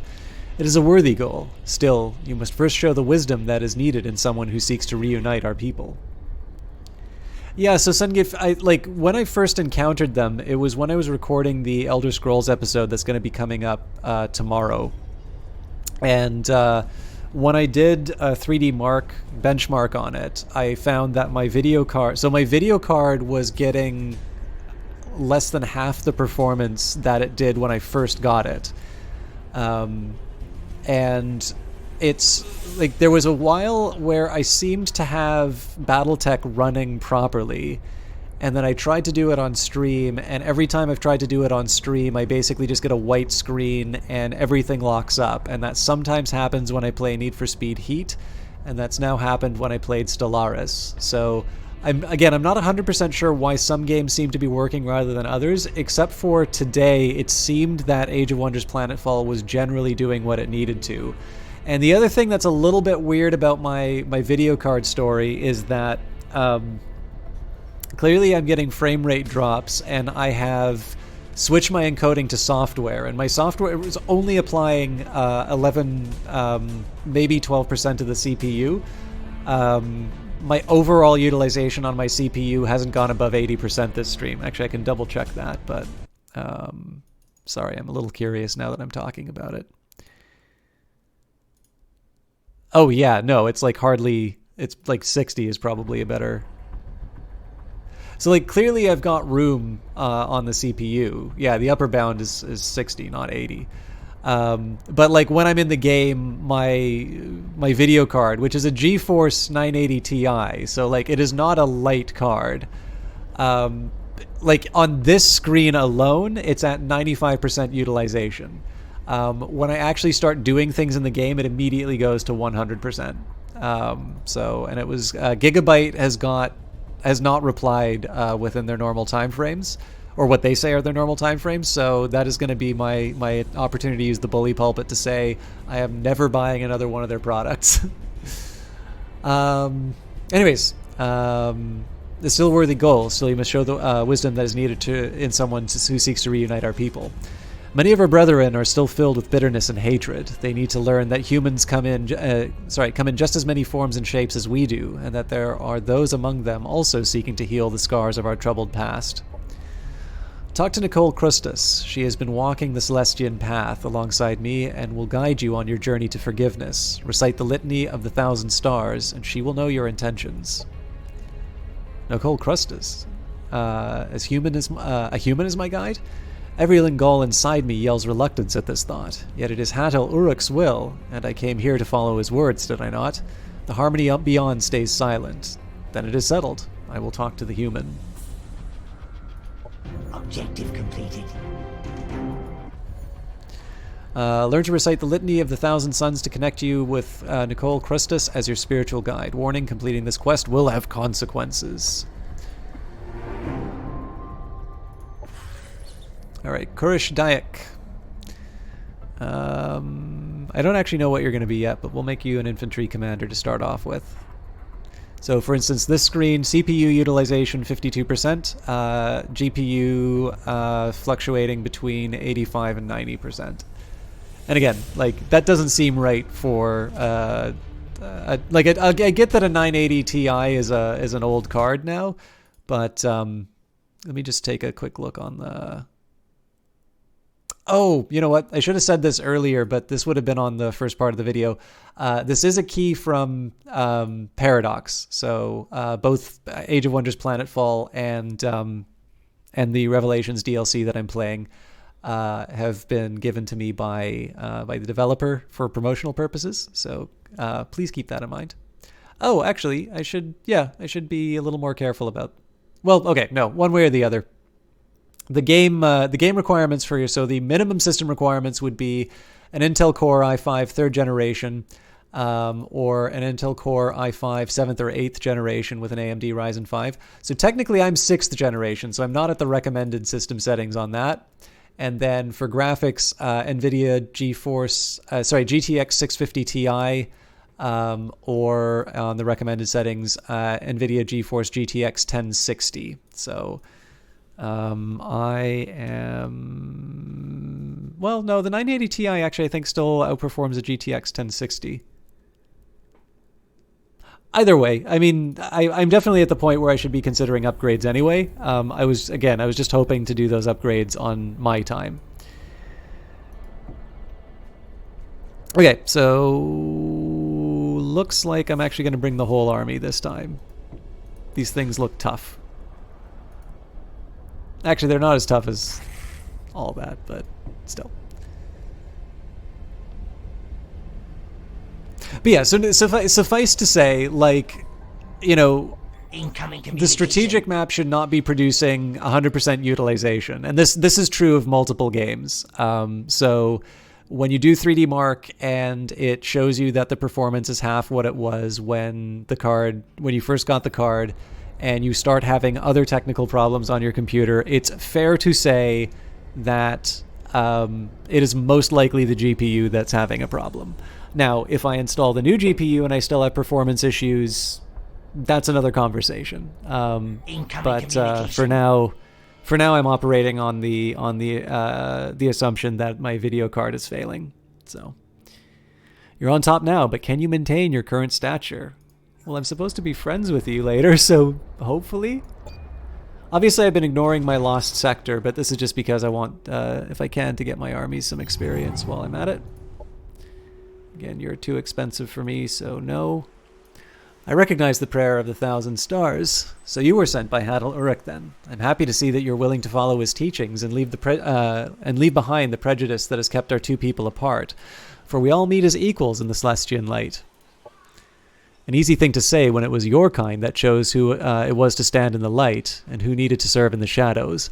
Why are the Kirko ones that should show good faith when the dreams of our ancestors keep reminding us of humanity's cruelty and greed? I do not defend the atrocities we humans committed against your race, but will you not agree that their suffering would receive some comfort if they saw us learn from the past mistakes? In the end, it is not me who you will need to convince with your actions, Tiknor. It is yourself. You foolish Kazakh! Is this where you lead your swarm, Paz-Technor? Just like the sack breeders, they now have to burn. Just like the sack bleeders, they now all have to burn in the flames of my fury. Your treachery will be remembered in the dreams of many future hatches, and when your ashes have long been scattered on Arcadia Celeste's charred remains. Objective completed. Alright, so retribution failed, but that's fine because we wanted to do that. Cooperation is key. Nicole Crustus is asking for your cooperation. Let your actions be guided by forgiveness and forge an alliance with her and the human population. War has been declared on us. Yeah, well, that's life.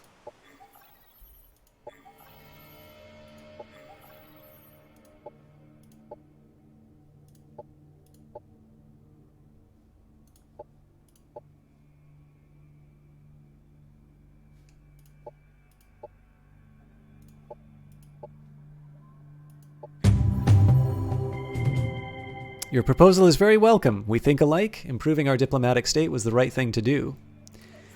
All right, let's again see if we can do more about... I'm going to guess the alliance is probably a no-go, but...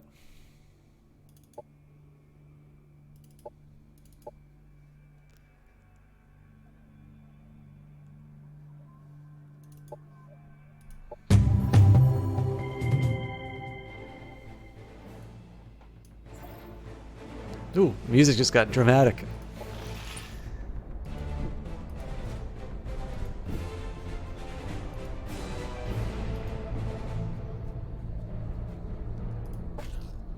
Okay, so we're gonna wait a little bit just so we can all do the mission as one. Production ready. All right, headquarters seems to have cured itself of the riot problem. Oh, right, because we built the... yeah, we built the thing that we needed. It's fine.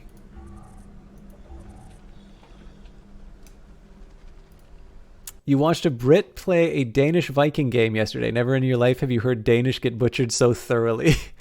Yeah, this game is not... I was going to say, I know they're not Danish names, but I think Triumph is based in Holland, which is clearly why it's so good. But this is not always the easiest to read, so I have sympathy with the gentleman. Raxony, let's see if we can get.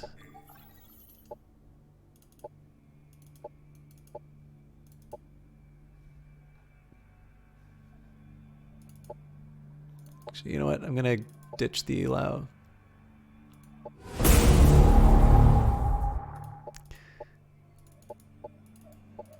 Let's try and get the alliance first. Alright, so that's just a no-go. So how long is it going to take me to get... So 3 turns for the alliance.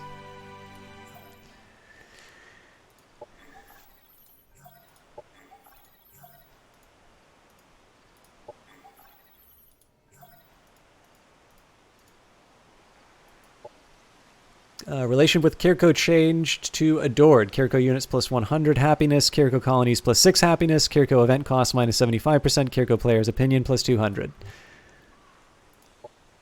And Haytail Uruk has completed this task. Right.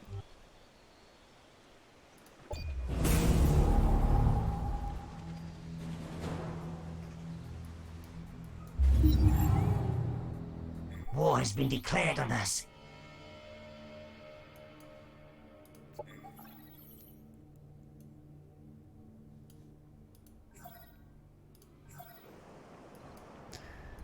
So I do need to keep an eye on where these guys are coming from.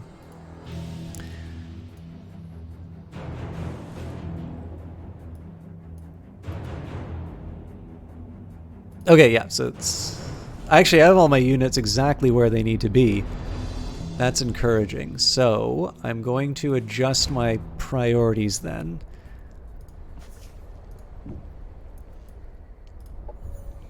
Our minds are stronger now. The swarm takes on an intelligence of its own. It nourishes us while our enemies sicken. The swarm is life to our children, but death to our foe. Kikitra, Swarm Keeper. Okay. Again, similar idea here. I just want to see what I can buy and what it'll get me. The Vicious Strain isn't actually quite as important to me as some of the others. It's also worth remembering I've gotten the technology level for these mods up to the level, like my overall technology level, so I may want to consider some of these other paths just so that I can catch up. Or I can just go whole hog and build the Tormented cast, but it is going to take me a while before I can actually work with those. I will do specialized strains just for completeness, and then again I think I'm going to get the military level up to sort of the same tier, and then I've kind of already started off on the wrong foot, so from there I'm going to start considering a little bit more carefully what my moves are going to be. Okay, apparently now we're accepted, so that probably means that the unhappiness comes back. Tigjoglitz has insulted my empire. Tigjoglitz might do this again and is not to be trusted. He said mean things! Production ready.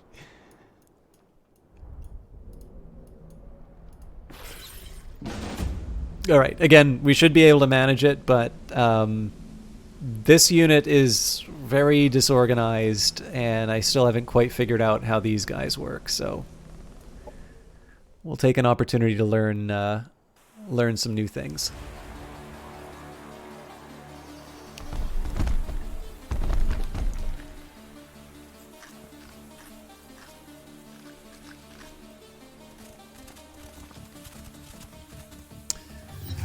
Now these behemoth-looking things, I know I've gone up against them at least once before, but... Right, so they throw molten rocks at me. Okay, actually, I have to share. This is a good opening. Like, if you want to get me to read something, start with a line like this. Not all volcanologists are fools, but Dr. Jenkman perpetuated the prejudice. He didn't listen to our mutant guide. The guide refused to take him into the caldera. The guide claimed the rocks moved there. Jenkman scoffed at the mutant's fears. I bet his tribe hid treasures there. This is a volcano. Of course rocks move, he rationalized. Poor professor. He should have listened to his guide. As soon as he climbed into the crater, a large rocky hand, steaming with glowing coals, reached out. He was both crushed and incinerated by a quartzite basher. Associate Professor Nimar Gupta, RV6094-8S, Geothermal Surveys. And now I will read the rest of these. What we know. 1. Quartzite require vast geothermal energy to exist. 2. If they are alive and not just constructs, they are not organic. 3. They appear to originate deep within the planet's crust. 4. They have been found on nearly all colonized worlds. My best guess? Either they are a natural embodiment of a natural law exhibited by some evolutionary mechanism we have not yet discovered, or they are a side effect of the Star Union colonization, perhaps caused by terraforming. Suffice to say, the specimen is a dangerous fiery rock monster. Professor Sendak Vom, RV9931S, Scientific Mysteries. And finally, the advanced Hopperhound Blademaw. The bright red carapace clicked. It inched backwards against the cliff wall. It was the largest hopperhound we'd seen in generations. Long bloody slashes adorned the few remaining hunting dogs that brayed at it. The townsfolk closed in, raising their rifles for the kill. The first shot cracked the air, but the huge red hopper was already gone. It leapt over the dogs and encroaching villagers, striking a soldier. The man fell flat, dropping his weapons as the creature's razor-sharp claws stabbed at him. Brian Froden, RV3480E, hunting bugs on the frontier. Now that we know what we're up against. Again, in this case, we're just going to do the wall of anger. I'm not going to go the full distance just so that I can get the defensive bonus from the defense mode in addition to the swarm shield. And again, it does mean that we're going to be vulnerable to area of effect attacks, but seeing as we're going to have a kind of a set of defensive bonuses. Actually, it's also possible we could have thrown up on them. Nope. Wishful thinking.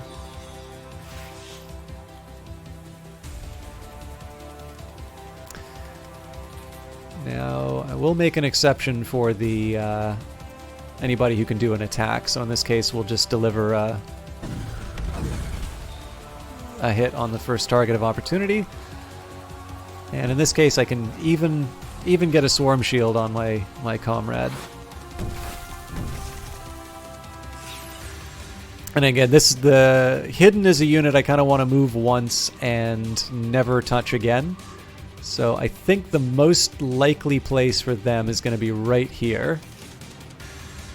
And that's just because it gives me, it sort of gives me a view on the two possible, the two most likely vectors of the fight. Obviously, if they move down here, it's going to get a little more exciting, but it gives me some wonderful flanking opportunities for these guys as well. So I think this is going to be all about positioning for these guys. Let's... Actually, I might as well go the full distance. It means he's probably going to have some people clawing at him, but hopefully we can give him some support from behind.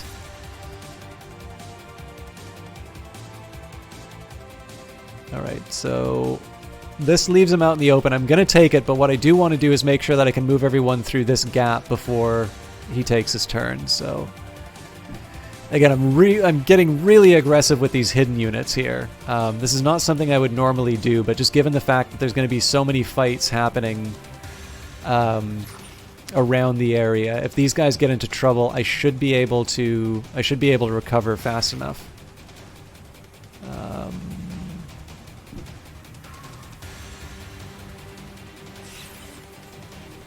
In this case, I don't really have any better places for my hidden, so...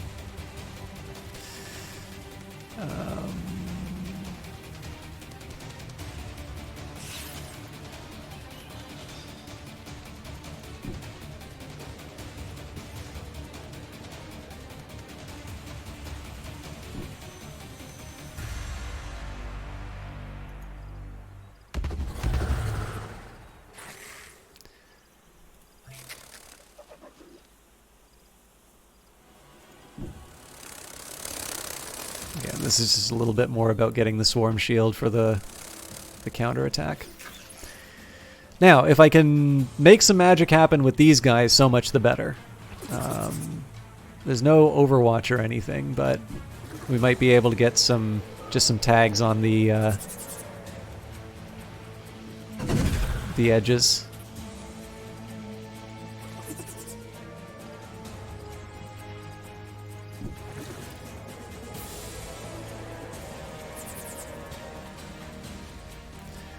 And of course, what I've done is I've created a bunch of very attractive targets for the AI to target with the Hopper Hound, so likely I'm going to have to do some cleanup on the edge, but I think it'll be educational to find out how much of a hit these guys can take.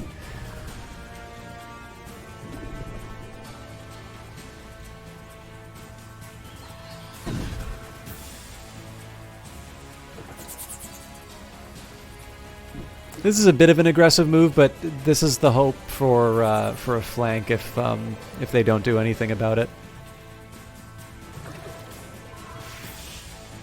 And then finally, I suppose the question is, do I want to run in and work with what I've got now, or do I want to do whatever sort of chip damage? Yeah, you know what? All right. So let's see how they handle that. Interesting. Enemy destroyed. That's actually a little more clever than I thought it might have been, because of the fact that they got rid of the Overwatch.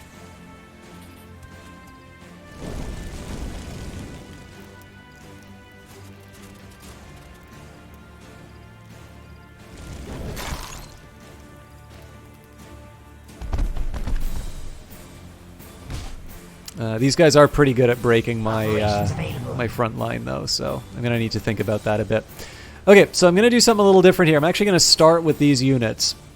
And this is just because they've got both the flanking opportunities, and also if I start killing too many things down here, it's going to mean that I'm going to have a bunch of idle units again. So I want to clean up as much of this as I can so that we can support the guys on this end. Again, I've got such a numerical advantage on them, I really shouldn't be losing any units.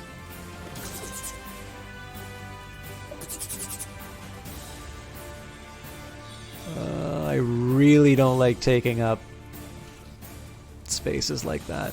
I guess it's okay in this case just because there's nobody else going to be moving there.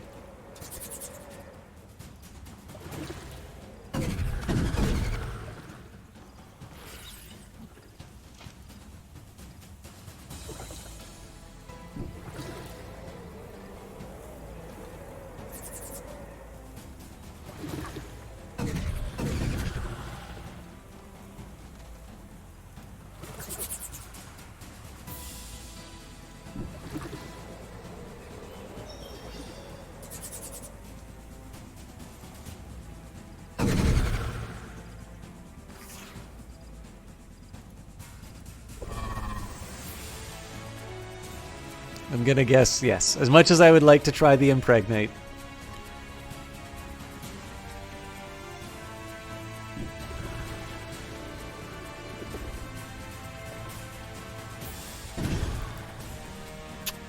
Not quite enough. Alright.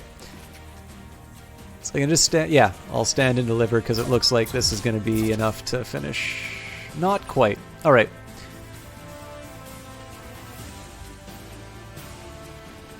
So I gotta make some choices here.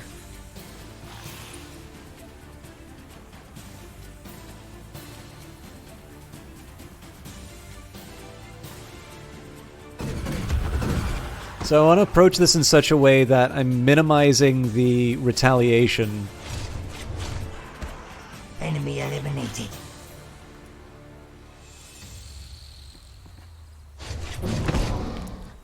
Enemy destroyed. Okay, that's Enemy good. killed. Unfortunately, I think that means this guy doesn't have any... Oh, no, he does.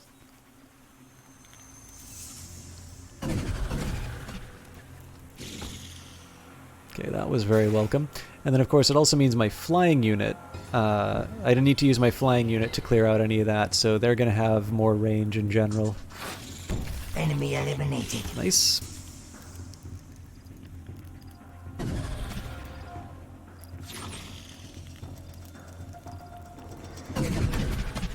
Enemy annihilated. The enemies of the hive have been defeated. So again,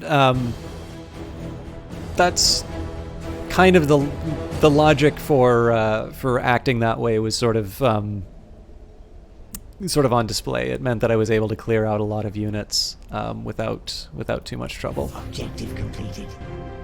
Silicon-based life destroyed. Appreciation. Pox Ticknor. Alright, what do I want to use you for? So we've got Sinister Chorus. Sinister Chorus permeates the air around the unit. All non-mindless enemy units adjacent to this unit receive Sinister Melody, but he is not a melee unit, so... invigorating Pheromones. All biological units in this hero's army gain +5 maximum health. Tempting. I think he's already a land controller, right? Yes, he is an infantry commander. Fury of the Swarm. Adjacent units with Swarm Shield gain +20 damage to all abilities. I think I am going to do that. I haven't moved them among the plebs. Alright. So the way I think I'm going to handle it is I'm going to take all the hero units, and we're going to move on. We're going to move on the guy who declared war on me, and then these units that I'm training, I'm actually going to send them to go and reclaim Ruiner's coastline, or sorry, Runner's coastline. All right, Kixir looks like they don't know what they want to do. So let's do more social research. We can probably afford to ditch the biofarm.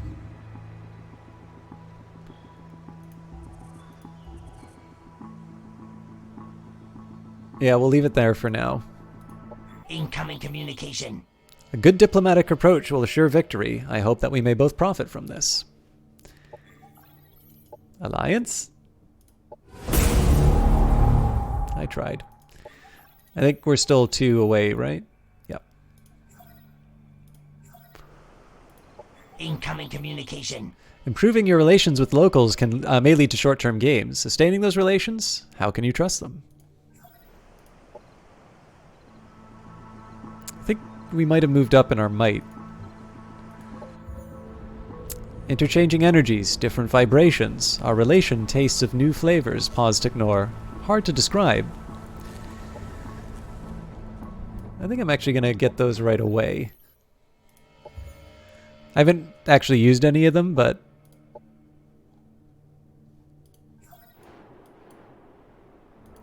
Incoming communication. You're on the path to victory. Keep it up. Oh, hey, and we got... Oh no, we got the option for the patron. We didn't actually complete it. Empire task completed. We did, however. We've worked hard to forge friendships with the people of this world, and it is time for us to reap the rewards of our labors. We should use our newfound influence to learn secrets, hire mercenaries, and to sign treaties that will give us allies in times of wars. Or in times of war. So 20% discount on purchases. Thing is that I don't really have the doctrine points for it, and I don't want to give up what I have to be able to get it, and then receive 50 influence and 50 energy. The energy is particularly welcome.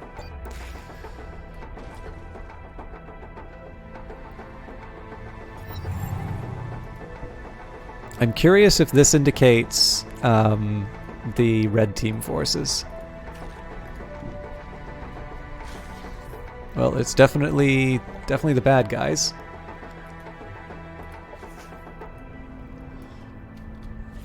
Okay, same story with them. We're just going to keep moving them to reclaim our territory. Ready.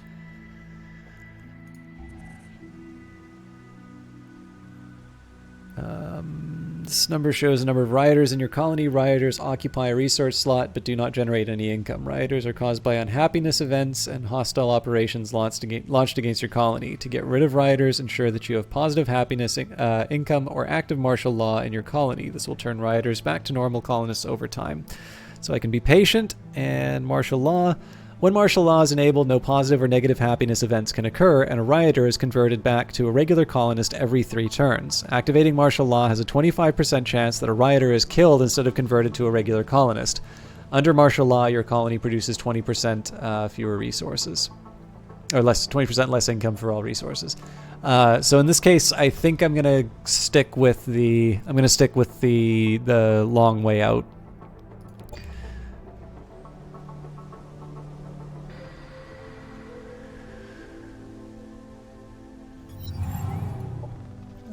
Others have come to this world to steal its treasures and hoard its secrets. This must not stand. Send forth your armies to punish these thieves and claim what is rightfully yours. So both completed this by killing 6. Production ready. All right. Again, one sort of issue I have with the approach that I'm taking right now is I'm back to building a lot of infrastructure. Now that we've discovered how to extract every possible detail from our research and created some truly wondrous things, let's document the process and then claim that's how we did it all along. Ryan Colkins, Configuration Manager. So one of the drawbacks here is that I'm putting a lot into the infrastructure at a time when I probably need to be building more defensive positions as well as defensive units. But I'm also I'm reasonably sure that I'll probably be able to complete this mission before we actually get into a real fight. So, and it's a little late to do this now, but I am finally going to take adaptive exploitation just because it'll probably help the conversion of the rioters. All right. I think at this point we'll just try and take territory from the bad guys.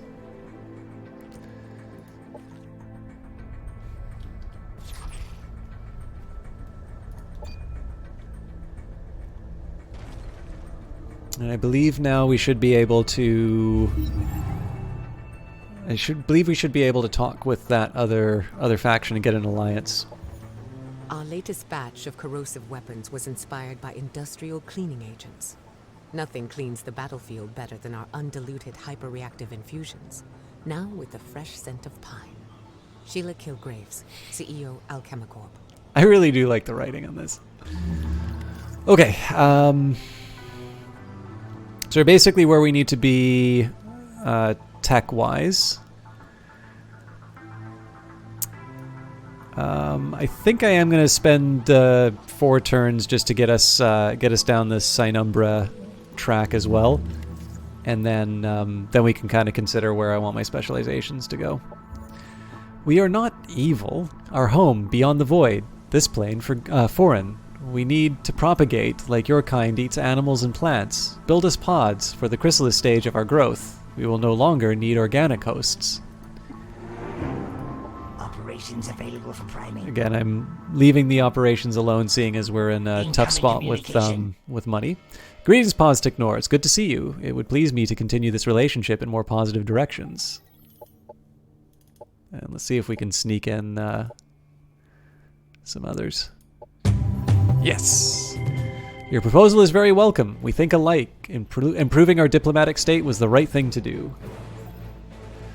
You have shown great wisdom today, my friend. Letting go of an anger and hatred requires a lot of trust, and trust is as fragile and in need of care as hatching larvae in a rough winter night. Come to the Celestian Archives. It is time to revisit the third dream of Khazra-Tosh. Objective completed. All right. You're invited to the Dreamer's Archive to join Hatal Uruk. This is a defining moment for your swarm and for all Kirko. Revisit the third dream of Khazra-Tosh. All right. So actually, it looks like I might have to put the invasion on hold.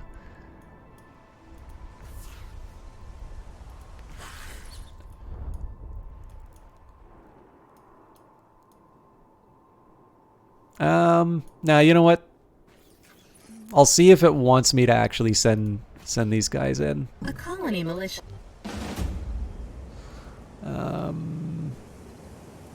In this case, I'm going to hold back until we can find the main base. There's one.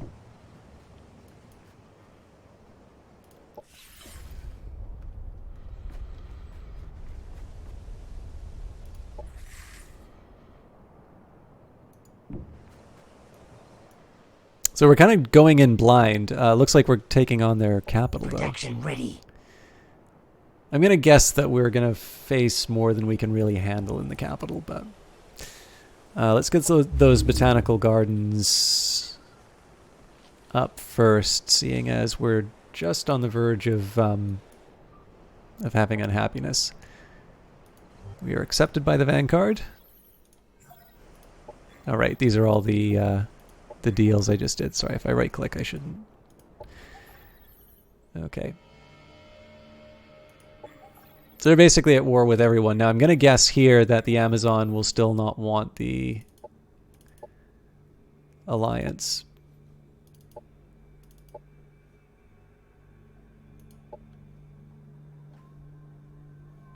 Oh, wow.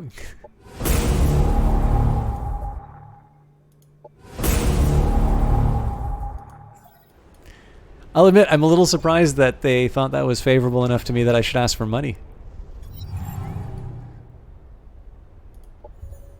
It's time to charge an entry fee into this dark carnival. Come, join our ranks. Feel the thrill. Come, terror can be fun. Ride this attraction into the depths of the abyss. Durangu Goth, the fool of the lost. All right. I think I'm going to skip over Whispers and Visions for now and go straight for Accursed Gifts. And then again, if I want, I can fill in the gaps, but we'll take that, Dark Lament, and then we should be, maybe not even Dark Lament, because it's a colony upgrade.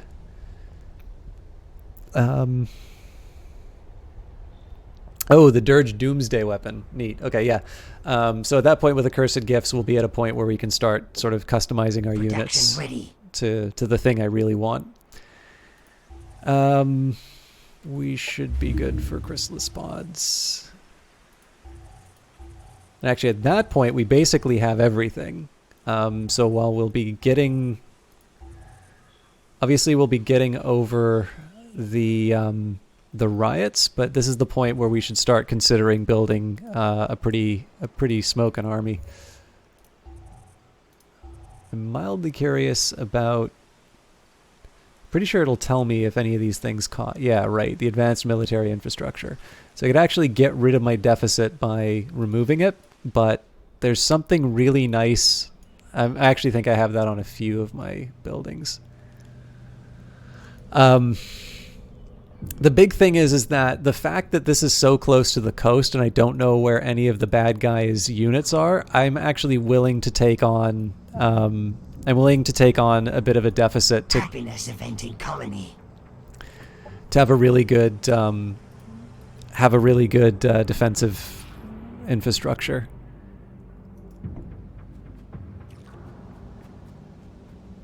All right, so what are we looking at here? I mean, it won't be a cakewalk, but this is actually a very manageable fight if it really comes down to it. I want to make sure that I'm keeping, or you know what? That's still not a good spot for me to. Well, you know what? Anywhere they go, if they wanna force the issue and come out, they're gonna find a way to be able to take me without engaging these guys. So, I'll just leave it be.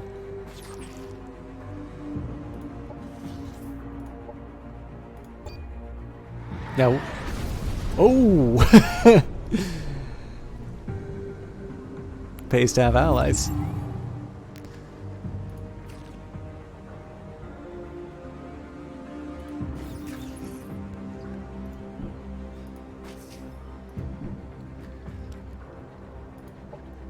We have our armies with boots on the ground and guns in their hands, but there are other ways, subtler, safer, and smarter. It is time to explore our options on this planet. If we outthink our foes, then the battle may be won just before the first shot is fired. So I suspect it's probably not a good use of my... Well, you know what? The one thing I can do is an energy siphon. And I know exactly who I want to use it on.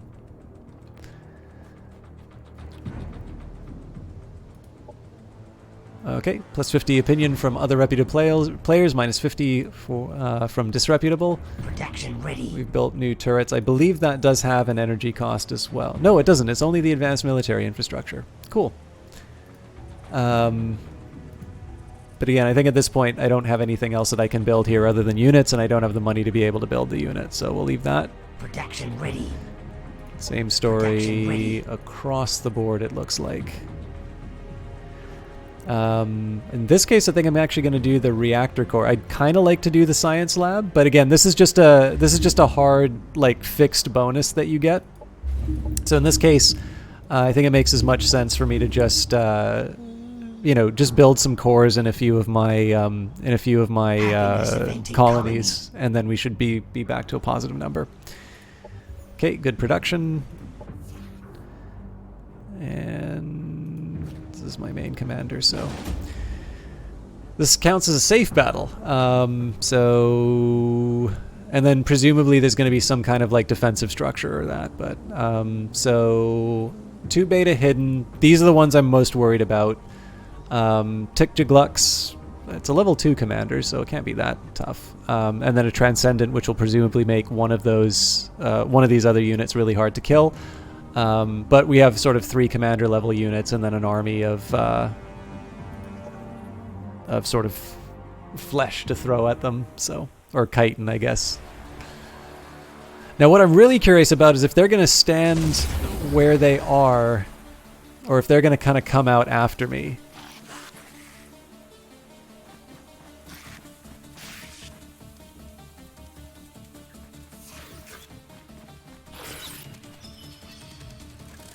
To be honest, one of the biggest temptations I have is to try and run around the turrets, although I don't think that's possible. I'm pretty sure...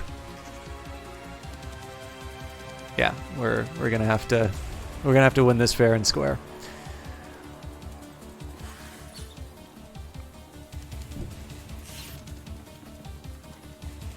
So again, there's no advantage to me rushing right now. I'm just going to make sure that everybody's getting where they need to go, getting their defensive bonuses. Now this one's going to be a little inconvenient for moving the melee units because of course they are going to have to get around the obstruction at some point. But in this case I'm going to be getting cover bonuses as well as swarm shield as well as defensive bonuses. So these guys should be in good shape for whatever reply is coming after them. Obviously, if I can deal damage to something, I will. Preferably from cover, but you never know. Now, my hidden is a different story. I think on this case, I'm going to put him right down the middle here and hope for the best for the next round. This may turn out to be a foolish choice.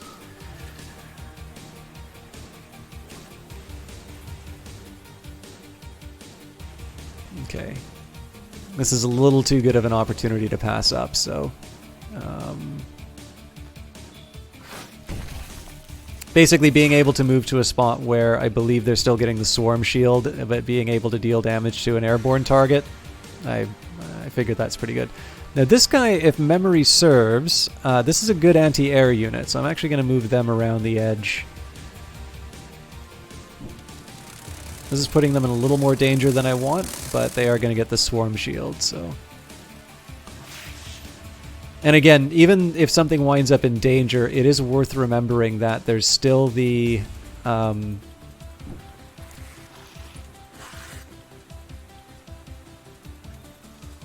think it's pretty... Well, no, actually it's possible they might fire after him.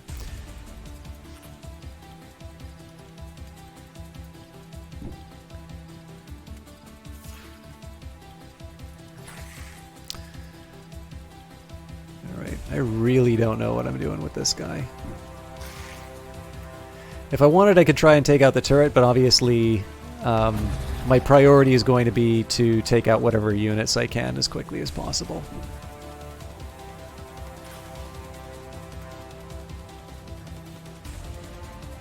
Anyways, yeah, so if they do wind up taking on that air unit that I don't want them to attack, it's not a disaster because it does mean that there is a unit that I want to keep for the full fight that hasn't been attacked either. So I don't deliberately put units in danger so that they can get a bonus on being attacked. Obviously, not being attacked is the guaranteed way to keep your health.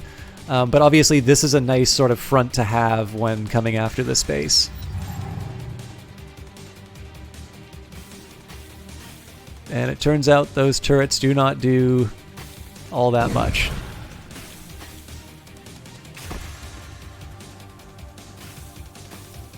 Although I should probably tighten up the line a little bit.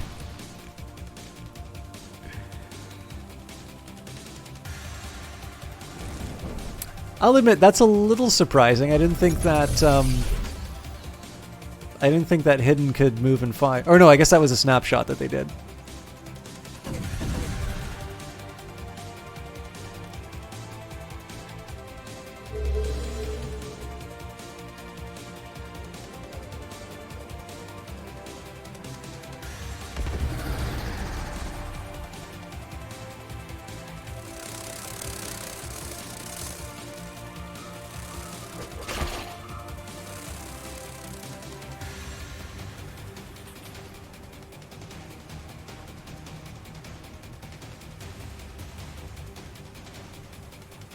Operations ready. So, I mean, that wasn't a perfect round, but if you take a look, given the amount of attention that they put on these units here, and the amount of damage that they've taken, that is definitely a nice little round that we just went through as far as mitigating damage. So, biochemical attacks deal more damage and are more likely to trigger status effects. Okay, so ideally I'll wait this out. We'll see how it goes. First thing I definitely want to do is the Ravage, because this is a good anti-air attack. Now, it does mean that this unit's going to get flanked, but again, it's really hard to turn around and say that this is a bad use of the Enemy annihilated. turn. Now, next up, let's think about some ways that I can cause some grief for these guys. See, this is a hard one. I kind of want to move in. Yeah, I'm going to actually go right up to the cover like this. And this is just to try and get out of this guy's... Oh, no, he's still in. He's still able to shoot me. All right, that was just a big mistake overall, but... Okay, no line of sight on him. That's a bit of a shame. Now, I normally would have gone after this hidden unit. I think that's hidden. Yeah.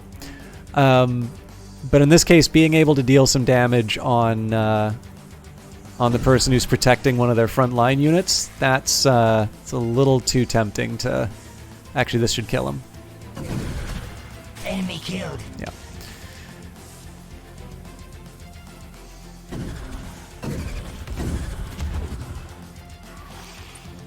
Now, my big question is whether or not I actually want to do anything with these guys, because of course they're going to need to come to me. And again, we've got the cover, we've got a status effect which isn't great. The one thing I am going to do is get this unit to deliver the heal. But overall, if these guys are just going to be absorbing attacks, as long as they don't die, I'm in a pretty good position. I suppose that could be that's true of everything. As long as they don't die, you're in a good position. But okay, corrosive detonator target area with a 1 radius impact is hit with corrosive detonation with massive impact. All units lose 2 armor. So I think if I did, ooh, that is tempting. So I'm a little curious what kind of armor we're dealing with here. That is a really, really good hit. So it's expensive, but I will gladly take that to weaken the armor of the enemy commander.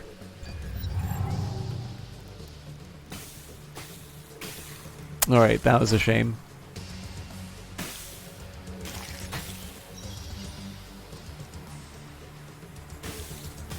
Ooh. Hero lost. He'll be back.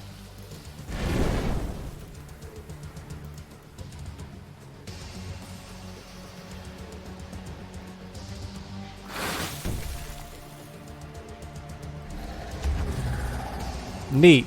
That was a really clever move.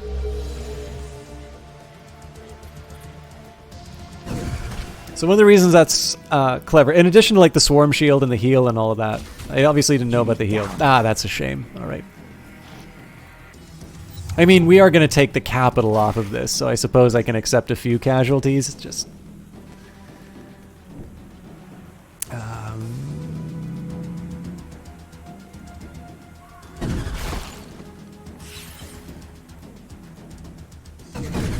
Enemy eliminated. But one of the things that this effectively has done is made sure that this side of the map is now dealing with the new arrivals here. It's so tempting to go after this guy, but both of them were affected by the corrosion, so... I'll, okay. You know what? I really should have taken this guy out instead.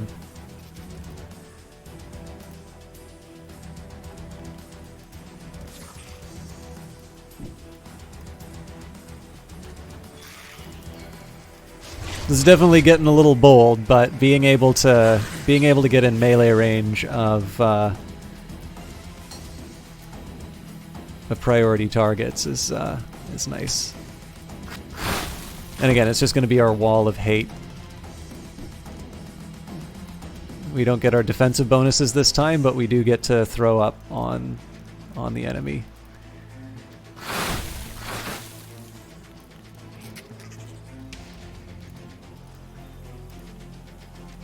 And a nice little caustic smoke for good measure. So I believe this is going to mean that they actually have to make they're going to have to make a choice about whether or not they want to stay in there and take the damage.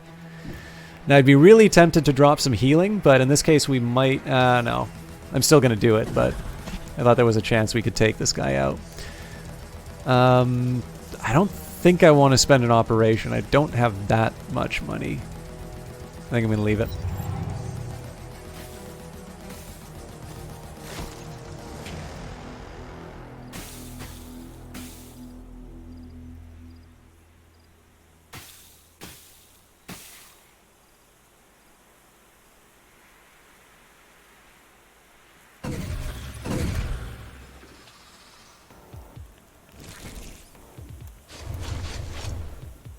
Enemy eliminated.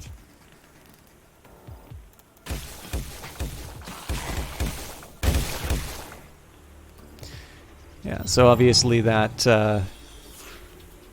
that caustic whatchamacallit was worth every penny. I'm still keeping him in the group just to make sure that he gets the swarm shield bonus, but this should be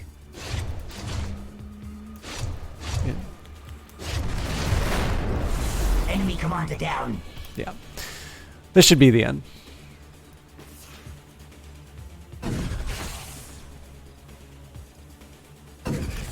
Enemy annihilated. Our forces are victorious. So there might be an argument to spend the money on the healing, but at this point, I don't see much of a point. The Pyrex flames are protecting me, and with fire I shall rocket back to the stars. My campaign against the sack bleeders isn't over yet, Swarm Herald Posticnor. We'll meet again someday. If that is actually finishing the... Like, if that was the only thing they had, that was really lucky of me. I really don't know what to do with this guy, to be honest. Because, like, Sinister Chorus doesn't work. Selfless Sacrifice I don't want him to do. Fury of the Swarm... Oh, no. Fury of the Swarm. We'll maybe give him a little vitality, given the fact that these guys turned out to be rather fragile. Alright.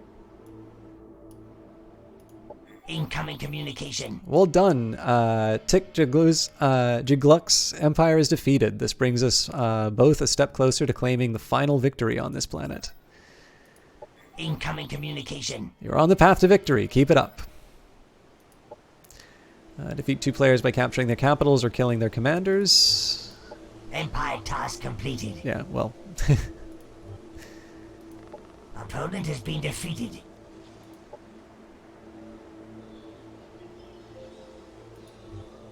And we're friendly with the Kirko for killing one of their own. That makes sense. All right, let's get everybody over to the... we'll get them back to my territory, I think, as a first move. And then, sort of as a secondary, we'll go to the Dreamer's Archive. Okay, my new toy. Let's say... Actually, I could have got them on the Chrysalis pods, but that's fine. We were already taking care of that. Advanced infrastructure is probably going to cost me too much, but I'll put it in the queue, and then I can always get rid of it later.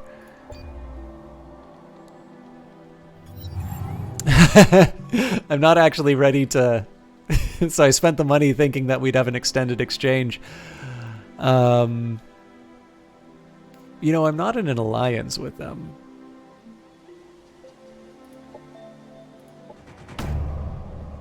Our agents successfully infiltrated the enemy's facilities and have installed the energy siphons. In a few turns, the sequence will complete and the stolen energy will be transmitted to us. Happiness event in colony. Alright, they're clearly happy because they've been liberated.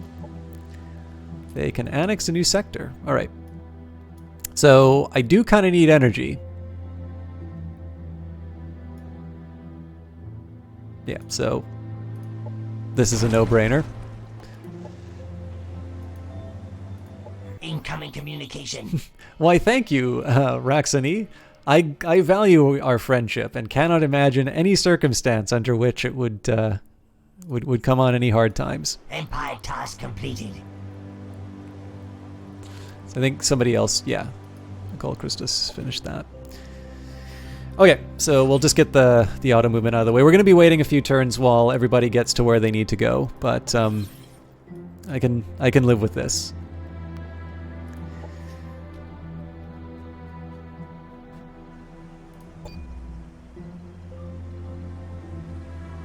Oh, actually, as a side project, we can get him to pick up these goodies that I've been ignoring the whole time.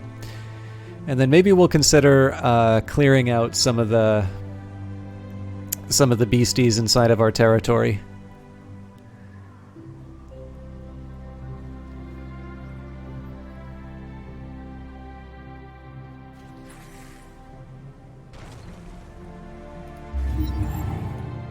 I was going to say, I thought these were the same emperor. I'm like, wow, that's...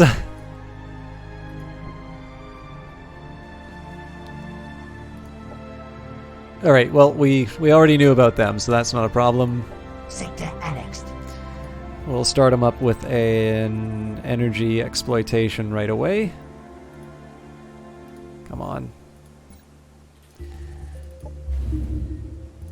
And obviously that's going to be a high priority, so... We're already on our way to the virtual environments. Production ready.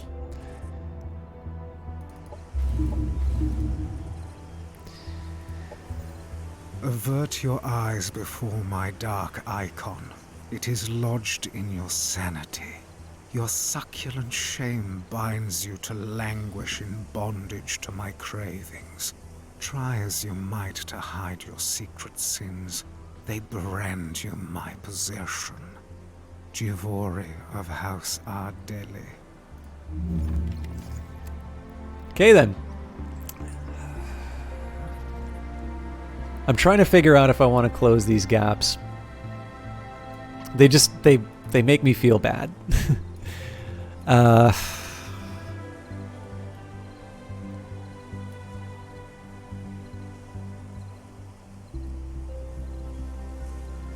Okay, the psionic buffs definitely sounds... The extra healing is definitely something I should be taking advantage of. I do like the fact... I mean, I guess other games have done this and I just haven't paid attention, but I actually really like the fact that there is... it's a bit faster to move by sea.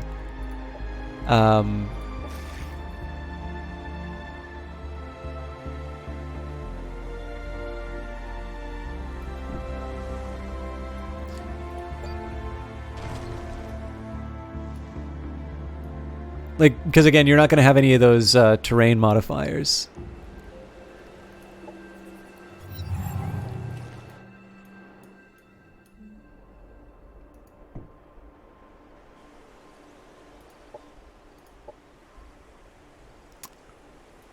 We're honorable. I believe that's a decline from what we had previously. I've never understood the aversion some have to toxins. Nature uses toxins to repel rival life forms. The inability to live in a toxic landfill is just an indicator that we, as a race, need to do a little evolving. Oh, sorry. I'm really bad for cutting off the names. All right, so that was to get rid of the volcano penalty. Obviously, that's already been dealt with. But again, we're going to do the same thing here with society research. We're just going to fill in some of the gaps that we had before. Let's actually do counter ops just because I am doing something nasty. Horrible creatures, loud and vicious, upset our equilibrium. Annihilation, the only choice. How far away is that? We're going away from it, so maybe later. All right, would love to do that one, but available for priming. Again, we're short on money, so.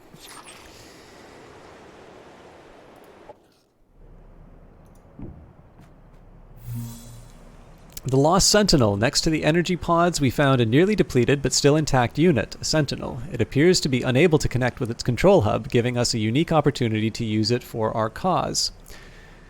So, use the pods to power it under your control. Ignore it and loot the pods to get, or use the pods to power it up and free it. This will, yeah, we'll do the nice thing.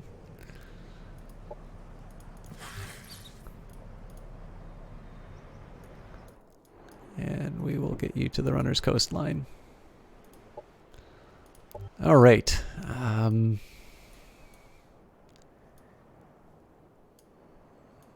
think at this point I'm just going to enjoy filling in the remaining gaps in my little area. What in the name of God is this?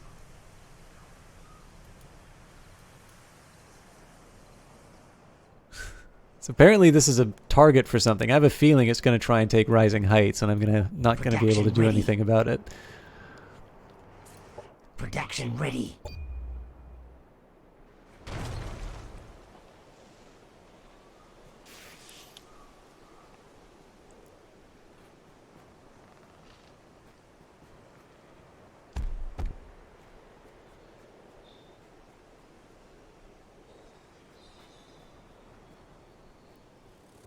Nice work there by that guy.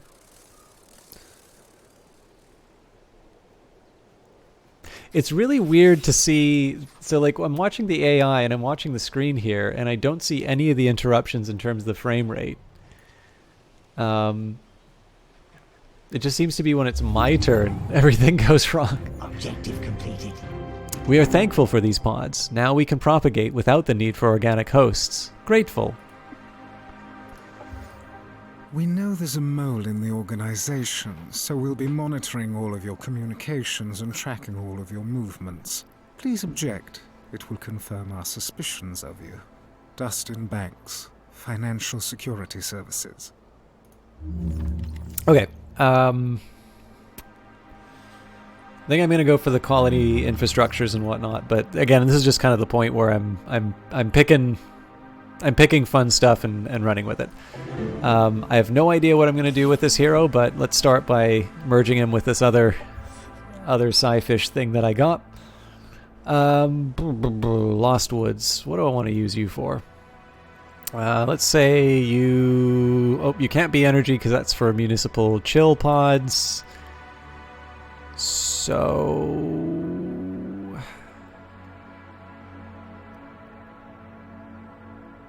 yeah, we'll go for one more science.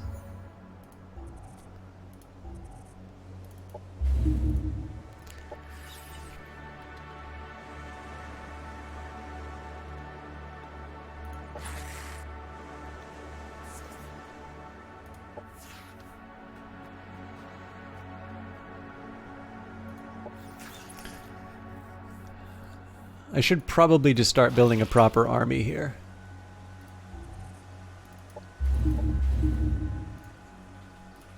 I think we'll just set these guys up as guards. Sector annexed. Production ready.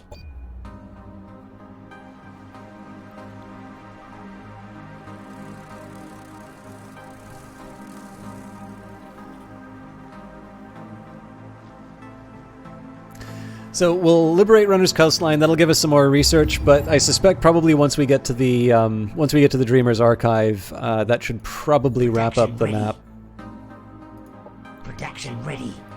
Production ready. Breakthroughs in gravitic containment and inertial dampening systems intended to facilitate increased cosmite production prove to have serendipitous applications in mass transit systems across a variety of terrains, allowing for more efficient transport across colonies where this technology is deployed. Dr. Axenet, Chief Researcher, MagTech Inc.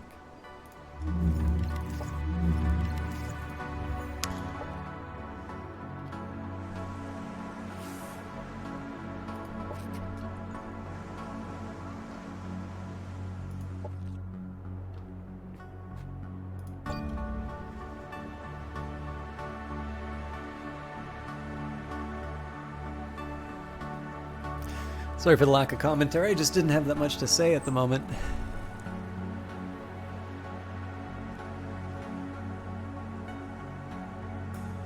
One thing I did forget to do was buy some more stuff from the sci-fish. Alright, so... let's forget about the mistakes from the past. A little bit of tribute may go a long way on the road to forgiveness.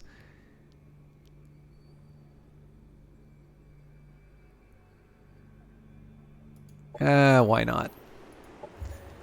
On nearly every inhabitable planet, oceans are engines of infinite mechanical energy, rhythmic sources of food and endless life, just waiting to be harnessed by someone clever enough to brave their tossing depths. Sammy Sellis, sailor and Star Union seashell salesman. Alright, we have a lot of mountains, fertile plains. I think actually in this case I'm just going to go for the I'm going to go on the basis of the upgrades that it gives me. So I think we're going to do mountain, forest, then fertile plains, although fertile plains I think is the most numerous. But again, this is just kind of an energy effort. Here, I'm just going to have a chat with the Psyfish about buying goodies. Oh, and you know what? There's no other, like... Oh, wait, well, you know what I'll do? I'll just wind up buying a new unit for myself. So I'm curious about a Medusa. So right now we've got a Medusa and a Siren sitting in the base. And we'll see what a Hunter is as well. So then the question is, spawn is...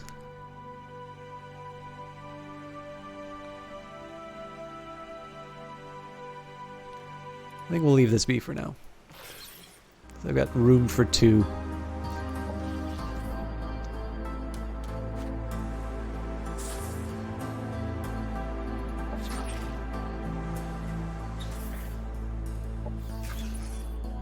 All right, liberation. That was it?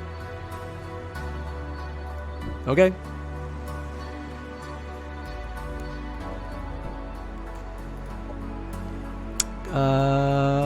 Uh-oh, our energy siphons function perfectly and have transmitted their energy to us. However, one siphon failed to self-destruct, and the enemy is now aware of our involvement in this theft. 92 energy stolen, and they receive 3 Casus for Protection ready. my nasty trick. Protection ready. Okay, again, I might as well take advantage of the bonuses that I can get.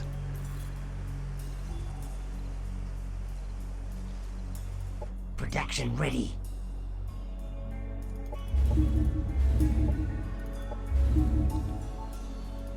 Happiness event in colony. Yeah, rioters are starting to finish up.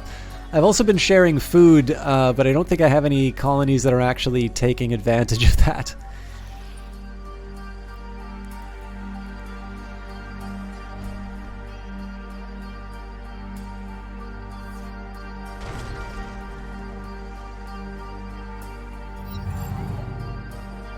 All right. We're more than ready for these guys this time. And again, I'd kind of like to get these guys some experience if possible. All right. Ideally, we will avoid the toxic waste.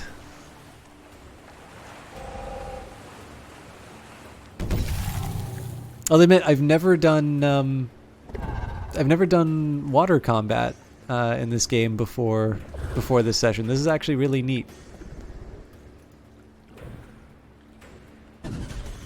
So what I'm going to try and do here is I'm actually going to angle everyone sort of to the right like this.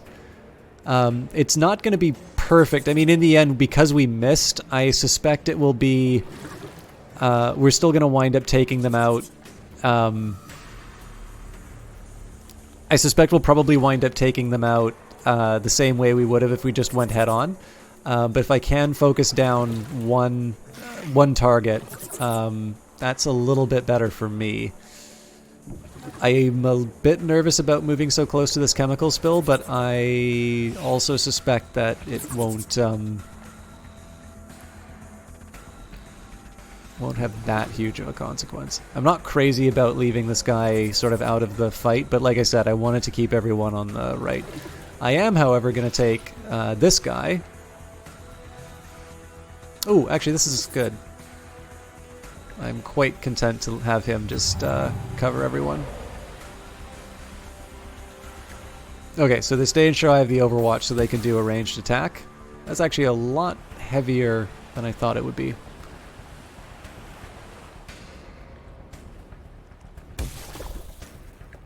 Operations ready. Okay, but we're going to be able to take our revenge now.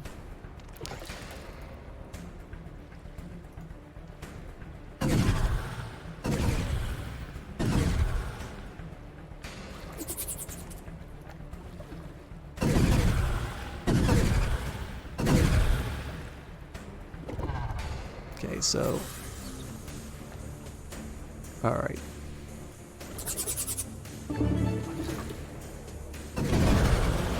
Enemy destroyed.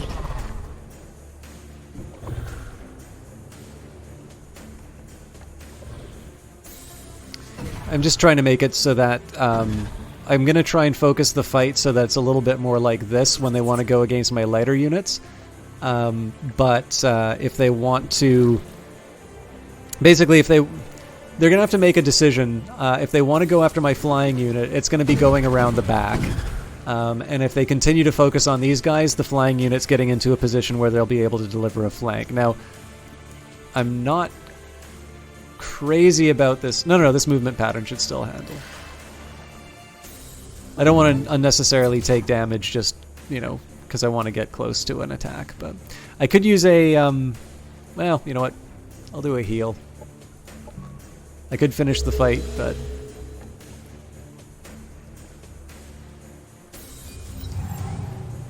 I don't think he should be able to take out anything that's in the area.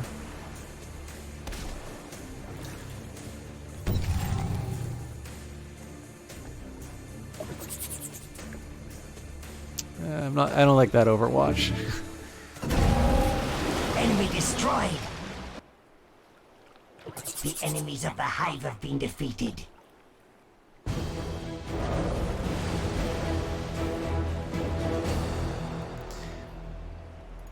Alright, so we didn't get any, nobody got a promotion out of that, but... The mind requires a body to inhabit. Though it be little more than an animal, it must be kept strong to nourish the whole. Malai of House Antares. Boston Drew 617 asks, what is this similar to? So this is actually a fairly long-standing series. Age of Wonders has 2 sequels in the fantasy setting, and then this is the 4th game in the series.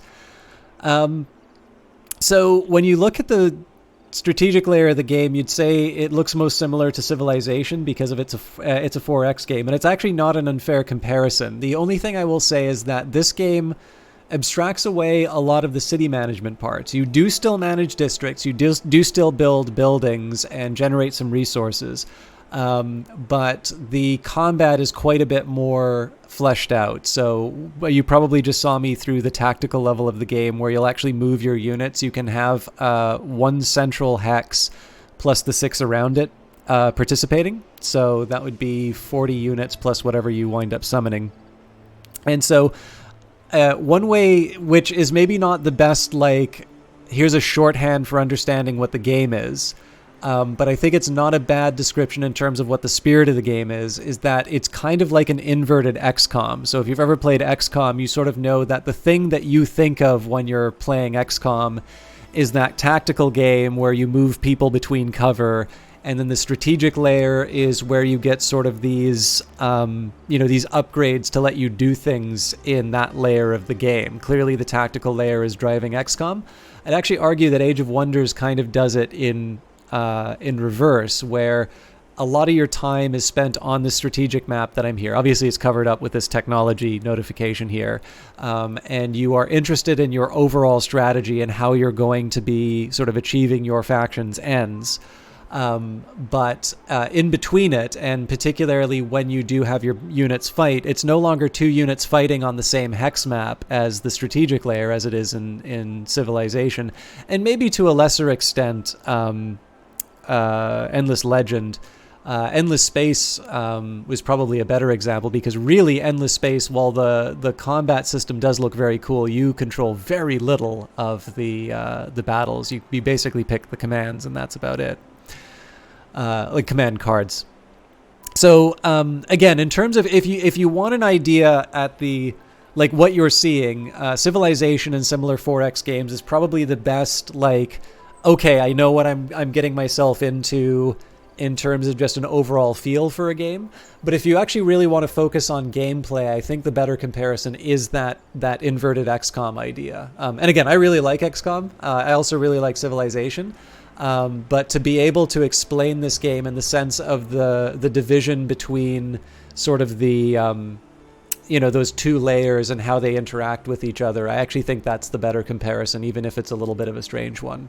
The other thing I didn't really cover where it really differs from Civilization is that in addition to those abilities that I was casting during the individual tactical battle, the strategic layer also has things that you can sort of cast. So in Civilization, you might build a nuclear bomb and then drop it on someone as a military unit. Here, you can make the giant death ray, and that'll be a strategic operation that you spend money towards. You don't have to build a unit to make it do that. If you have any other specific questions about it, I'm happy to answer it. But I think that would be the best. What is the most familiar game towards these? I think I am going to clean up the smaller branches. I should also say too, like, Age of Wonders is very much its own thing. Like, in the end, my descriptions are going to be trying to take something that is not Age of Wonders and explain Age of Wonders through that. But I think that's probably my best effort. Oh, thank you. The Paragon. Oh yeah, so one other thing I do need to say about this game is one thing that I'm crazy about for this is the different factions that you meet. I think they're really creative. So it's a lot of fun just to see the sort of the lore and the just the creativity behind a lot of these creatures that they've made. So the Paragon. The Paragon is made up of decaying remnants of the ruling classes of the Star Union. Cybernetic implants have allowed them to survive the centuries since the collapse. Peace be upon you, Paz Tignor. You have come before the benevolent Paragon, heirs of the grand and noble Star Union. Chosen by the Emperor himself, we were destined to become the exemplars of human perfection. Today, in these barbaric times, the Paragon are the last line between anarchy and civilization. Tell us, have you come here to aid us in this righteous cause? We will aid you in your cause, and together we shall prosper. Now, lore-wise, these people did enslave us, but I'm not looking to start any fights, so... Excellent. We expected nothing less from you, Paz Tignor. To formalize and consolidate our future cooperation, we ask that you take care of an urgent matter that needs addressing. Very well, we are listening. Groundskeeping. There was a time when our maintenance servants kept vast and beautiful gardens. This land was a paradise. Now it seems that even the trees hate us. We desire that a particularly nasty patch of weeds be destroyed. They apparently don't want to go, and killed our few remaining groundskeepers, continuing to infest the land with their growth. So first thing I'm going to do is see if this is actually close. Skybound Harborage. I mean, it's close to the units I have right now, but we're going to be moving everyone to the Dreamer's Archive. So in this case, I will decline that mission. Communication. You'll need to rethink this relation of ours, Paz Tignor. You are an abomination and an obstacle to this planet's return to greatness. Isn't this guy supposed to be the pacifist?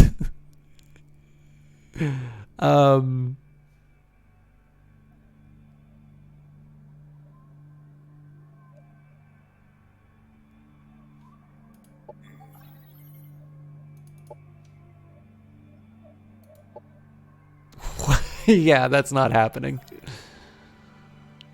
All right.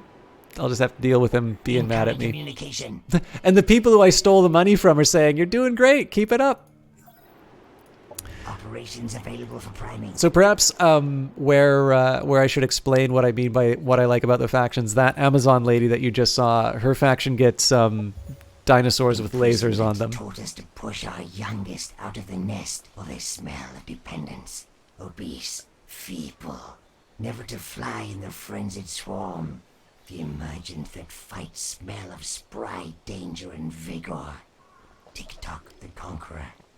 All right, so this is a strategic operation. Okay, summons a Kirko emergent to a target hex. This unit can transform into an engulfer or a transcendent. So basically, I can spawn something on the map immediately.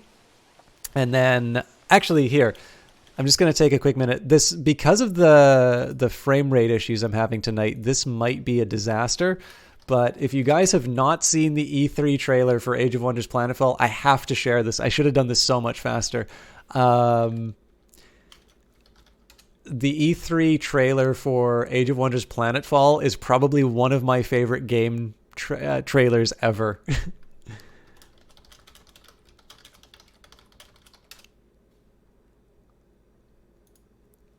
It's like less than a minute, so it's not going to take long, but this is absolutely worth it.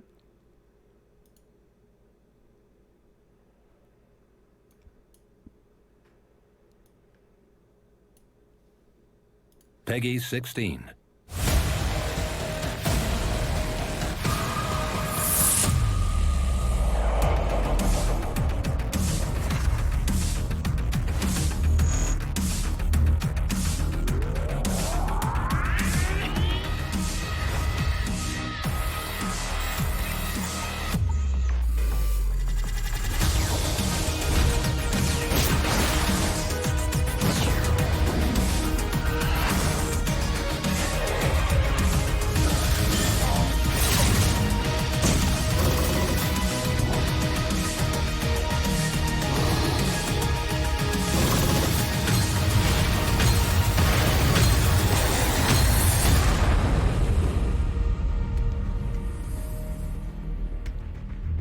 How can you not want that game after seeing that trailer?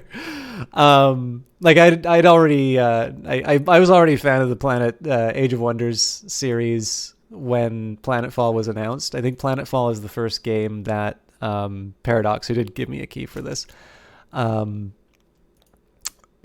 believe this is the first game that Triumph has made since being acquired by Paradox, but like in under a minute, that has basically got every possible feature that would make you want to buy that game inside of that. Cyborg zombies, dinos with lasers, giant vanguard mechs, hexes. I love hex-based games, and you know, the big booming sound effects when you put the titles on. All right, and Berserker Pheromones. Heal all biological and cyborg units in the targeted army to full. Oh my god, and their melee damage is increased for it. Yeah, okay, so Vigorous Emergence was something I should have bought a lot sooner because I never used strategic abilities, and that would have been a really helpful one. So what was I missing out with Whispers and Visions? So very similar, so summon a Whisper of Discord, an invisible ethereal creature that makes an excellent scout, and unleash psionic energy at the target army, inducing visions of the dark abyss that lies beyond. They suffer 20% damage and minus 400 morale for 2 turns. On failure, the targeted units only suffer 20% damage. Again, a bit late, but that's a really good ability. Mountains aren't just a great place to hide a body. A strong wall in a canyon can hold a reservoir to turn a turbine. Canyon winds can likewise generate power. Alpine travel is quite scenic if you bring the right gear. Old Man Juger, Blue Mountain Lodge. Okay, I think I said I was going to do Forest next because of the industry. Alright, Psyfish. We are not evil. Our home, beyond the void. This plane, foreign. We need to propagate like your kind eats animals and plants. Build us pods for the chrysalis stage of our growth, and we will no longer need organic hosts. Alright. And again, in this case, I will decline the groundskeeping role. I'd normally love to do the missions, but not at the expense of redirecting my armies. At least that's this far away. I'm assuming that the way it generates those missions is it looks to where your armies are. Okay, this is my capital. I'm pretty sure... Oh no, we've got a ton of stuff that we can do. So let's build that nutrition center first. Wind farms, yes. Mountains, yes. Right, I keep forgetting because it's the capital. I'm gonna have special buildings. And then, I mean, we're doing okay for our energy and cosmite now. So once that's done, we can start building some late game armies, although I suspect we'll probably win the map before we need them. Happiness event in colony.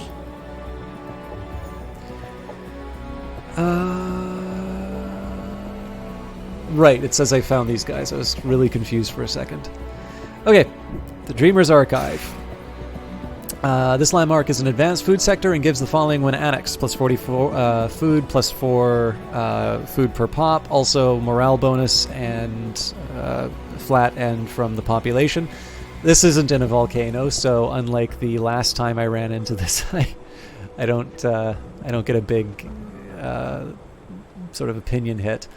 And Celestian Archives. Remember the Order and their teachings. Remember the Fallen and their dreams. Remember the many that would be forgotten. Remember to care. So let's revisit the third dream of Kazra Tosh, as is the mission. What is unlock? Seek Celestial Enlightenment. Oh, but I don't have a Celestian commander, so... I remember this part of the dream. Remember the fuchsia seas glimmering in the distance of the tangly thicket, the sweet odor of nectar dripping from the flowering pods, whose soft melody resonates within the center of my inner self. It's beautiful, isn't it? I too can feel its presence calling to me through your mind. Now look up to the sky and tell me what you see. Darkness. And light. A glistering? I thought it should be glistening. Glistering swirl of stars right before my eyes, but impossible to touch. They seem bright and clear, yet whenever I fix my vision on one of them, it eludes my sight. Then take a step back. Relax every compound of your eyes. Instead of searching a single star, look at the constellations. And instead of looking directly at the sky, seek its reflection within the silent waters. Become one with the echo of Khazra-Tosh. Embrace her dream, and her truth will reveal itself. Yes, I can see it now. And the mists of my mind are clearing up, the stars and its constellations slowly taking shape. Zakir Ko, how much I've longed to see your gentle face. Soon your offspring will return. All right.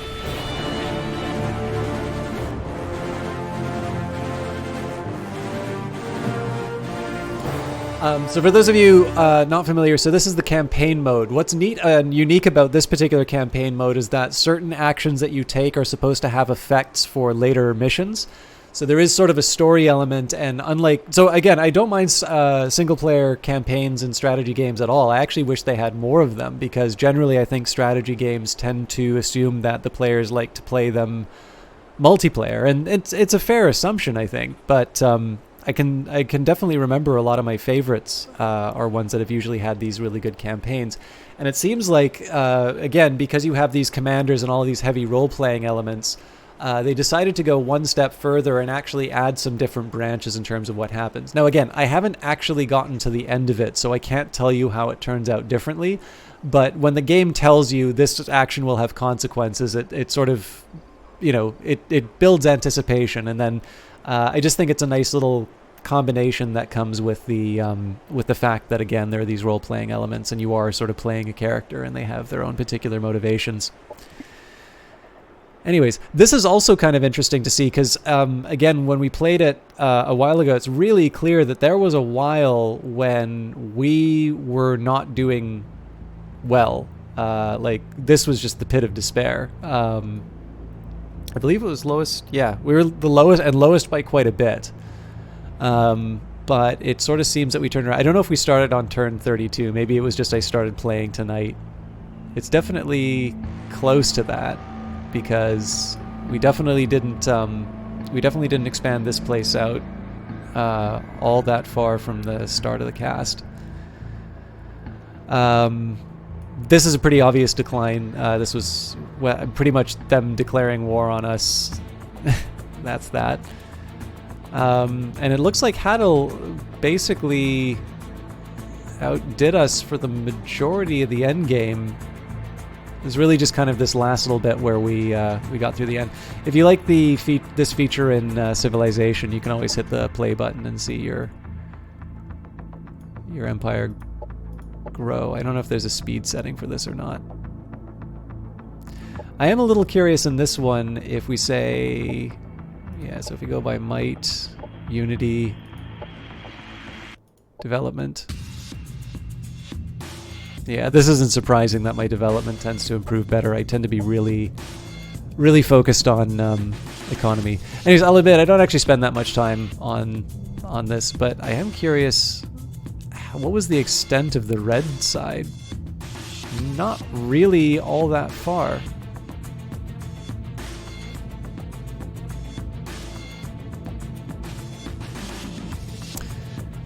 Okay, so I'm going to hit continue campaign. I'm not going to start the mission. I'm curious. The dreams of my ancestors pass quietly through my mind, filling me with newfound calm.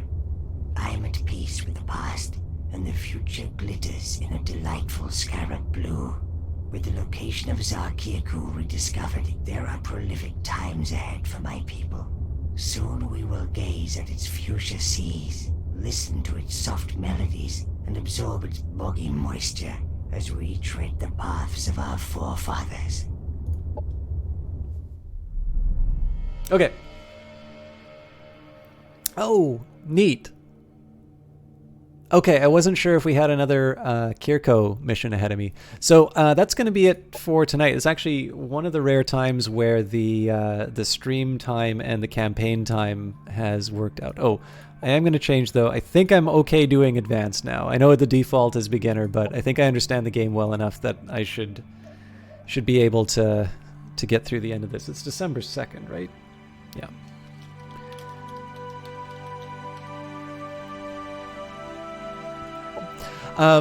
So yeah, I will first of all apologize for all the frame problems. I know that was probably really unpleasant to watch. Definitely the view, there's a pretty noticeable difference in terms of the view count, and I could sort of see that like it would go up for a little while and then it would sort of bounce back down after a few minutes. So, I'm sure there's plenty of reasons why it might be sort of more of a thin evening. I'm going to guess that I probably didn't show the game as well as it should have been. So, again, just from the housekeeping stuff that probably was missed on the first part of the video when I switched encoding settings, it's clear it used to be that Age of Wonders Planetfall was able to run through without any technical issues. That's clearly not true as of today, and that would indicate, so far as I can tell, the performance of my computer is kind of like it's noticeably declining stream from stream. So my inclination right now is to not to stream on Wednesday. I'm still going to leave it as an optional one. But if I'm not able to get like a consistent 30 frames on a game, I don't see any point in continuing to go. I'm just going to get frustrated, and I might as well just take that day as a break. Whatever happens, I was supposed to have the new video card by the end of the week. It looks like now the estimate they're giving me can go as far as Wednesday next week. So, wait, Wednesday next week? No, I think Friday next week. Anyways, I'll double check the report they gave me. I'm a little annoyed by that, but what am I going to do, right? My computer is clearly not where it needs to be. So this is going to mean there's probably going to be some interruptions into the regular schedule. There will be another Morrowind episode that's pre-recorded. That was actually where I was discovering these computer problems, so there's going to be some frame rate issues with that, but I think enough to not make the episode too unwatchable. And then in the worst case scenario, what we might do is do a little bit more 6 Ages, because that one doesn't have Maticus Ray. I'm getting a 2080 Super. So the original intention was to try and wait for the first half of next year to just get like a monstrous version of whatever they release next year. But in this one, I figured I would get something that I thought, yeah. So it's obvious. Like the thing is that the way I manage this stuff, I am definitely very far into the red for the stream. Ever since they put the affiliate thing in, there's going to be there's always been a drop in terms of the income, but that's fine. What I do is I set aside a little bit of money every month for basically some computer upgrades and whatnot. I don't have a Ryzen CPU. I've got it's the Skylake. It's a i7 6700K. I am seriously considering a Ryzen when I do upgrade the processor, though, because definitely AMD has been punching above its weight. The main reason I got an NVIDIA is just because I have a G-Sync monitor here, although apparently the different sync modes aren't a factor anyway. But yeah, the way that I sort of figured it is like, you know, the plan was to go for something really awesome for the first half of next year when they release the new batch of cards. But circumstances have led to a situation where I clearly need to get a video card. So what I opted to do was I dipped into the savings I already have for the stream, and I sort of had 2 choices ahead of me. One was to buy something that would be sort of roughly equivalent to my 980 Ti right now, But essentially what that would be doing would be paying a couple of $100 to get something that I would be wanting to upgrade within the year. And then I decided to go for, something that will clearly deliver performance. It'll work very well with the monitor that I have. And again, hopefully something that will last me a while before the next upgrade. Yeah, I mean, the argument for the Ryzen is that because they have more cores overall, it means that, and gaming clearly is now at a point where you can take advantage of multiple cores, but generally gaming doesn't, you're not training, machine learning models on on these things. Of the things that you could use a multi-core processor on, gaming is not going to be at the top of that list. Well, some aspects of gaming is maybe the best way for me to put it. So I think the idea here is that when you have these resources that may not necessarily be used by basically, if your game has got enough from the processor to get the job done, and then you have something that is left over to work with, that's obviously good for encoding. Now, the trick here is that most of my encoding is actually done on my GPU. This stream is the exception, although, again, there still seems to be something that's messing around with that, so I'm going to have to look into it. But yeah, I mean, the thing is that I know whatever processor I wind up using, whatever GPU I wind up using, I'm going to be able to do a stream. And even if this computer, blinks out this minute, I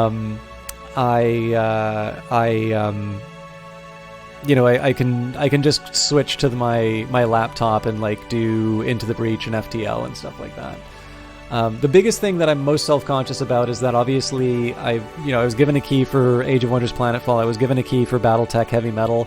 And while I think I've done a decent enough job of covering them, my intention was to cover them more. Oh, and Stellaris, of course, was to cover them more. And it's seeming that these technical problems are keeping me from doing that. That's actually one of the reasons why I did that computer upgrade, is because now that I am there's a certain level of expectation in terms of, being able to cover things well enough to justify the press key. I do want to ensure a little bit more continuity of service, but it's fine. Again, I have some plans. I am, clearly overspending if I'm getting a 2080 Super, but I'm just trying to sort of rework the finances, and I'll see what I can do. I had a couple of plans in terms of things to try and entice people to do a donation or something along those lines, some more book reading and whatnot.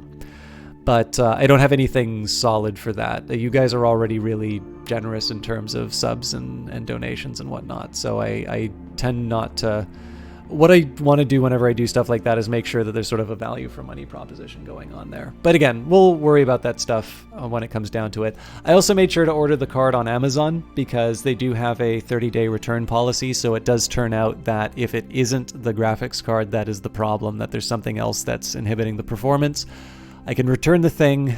I'm sure there's a shipping cost that I need to worry about, but then I can go back to the drawing board and figure out what the actual problem is. But until then, a couple things I'll just mention before I obviously there was the housekeeping of stuff like that I wanted to get done, but I should also mention too, there are all of the different fall sales going on. So for those of you who do want to pick up Age of Wonders Planetfall, it is currently 33% off. That is true for Humble as well as Steam. Of course, the reason why I'm putting up that that Humble link is because it's that is an affiliate link. So if you would like to support the stream, through the purchase of, so basically I get paid for driving traffic there. So if you buy something off of Humble using that affiliate link, whether it's Age of Wonders Planetfall or anything else, obviously that's a way that you can drive some money towards me with something you already would have done. Revelations is not on sale because it was just released, but I did take a quick look. I believe the prices both in Canadian and in US are the same on that one, and you just do still get a Steam key. Couple of others that I'll mention that I've gotten out of the Steam sale, which perhaps you may find interesting as well. Thumper is $5. I really enjoyed that one. And I've been playing a lot of Exapunks by Zachtronics. I don't know if that one is on sale on Humble, but it's probably my favorite Zachtronics game. And I really like Opus Magnum. I've been having a good time with Infinifactory. TIS 100 is interesting. I am a fan of the Zachtronics style games, but Exapunks is one where like I've been really getting into it. So whether or not you want to buy stuff during the Steam sale or whether or not you can, I mean, obviously I'm talking about buying an expensive piece of hardware at a time where maybe people are trying to figure out whether or not people will be getting Christmas gifts this year. So again, you do not need to use the Humble links. You do not need to buy any of these things. But if you were considering on buying something, you can get them through the affiliate link. If you just want to get a game and enjoy it and not think about where you're buying it, those are my recommendations nonetheless. And until next time, tomorrow there will be some Morrowind for sure. I may not be in chat for the whole time. I'm going to try and stream on Wednesday if I can. And once the video card situation resolves itself, we will be back with sort of all of the goodies. I might even do something special, like I might just do, Doom or Wolfenstein or just something to like,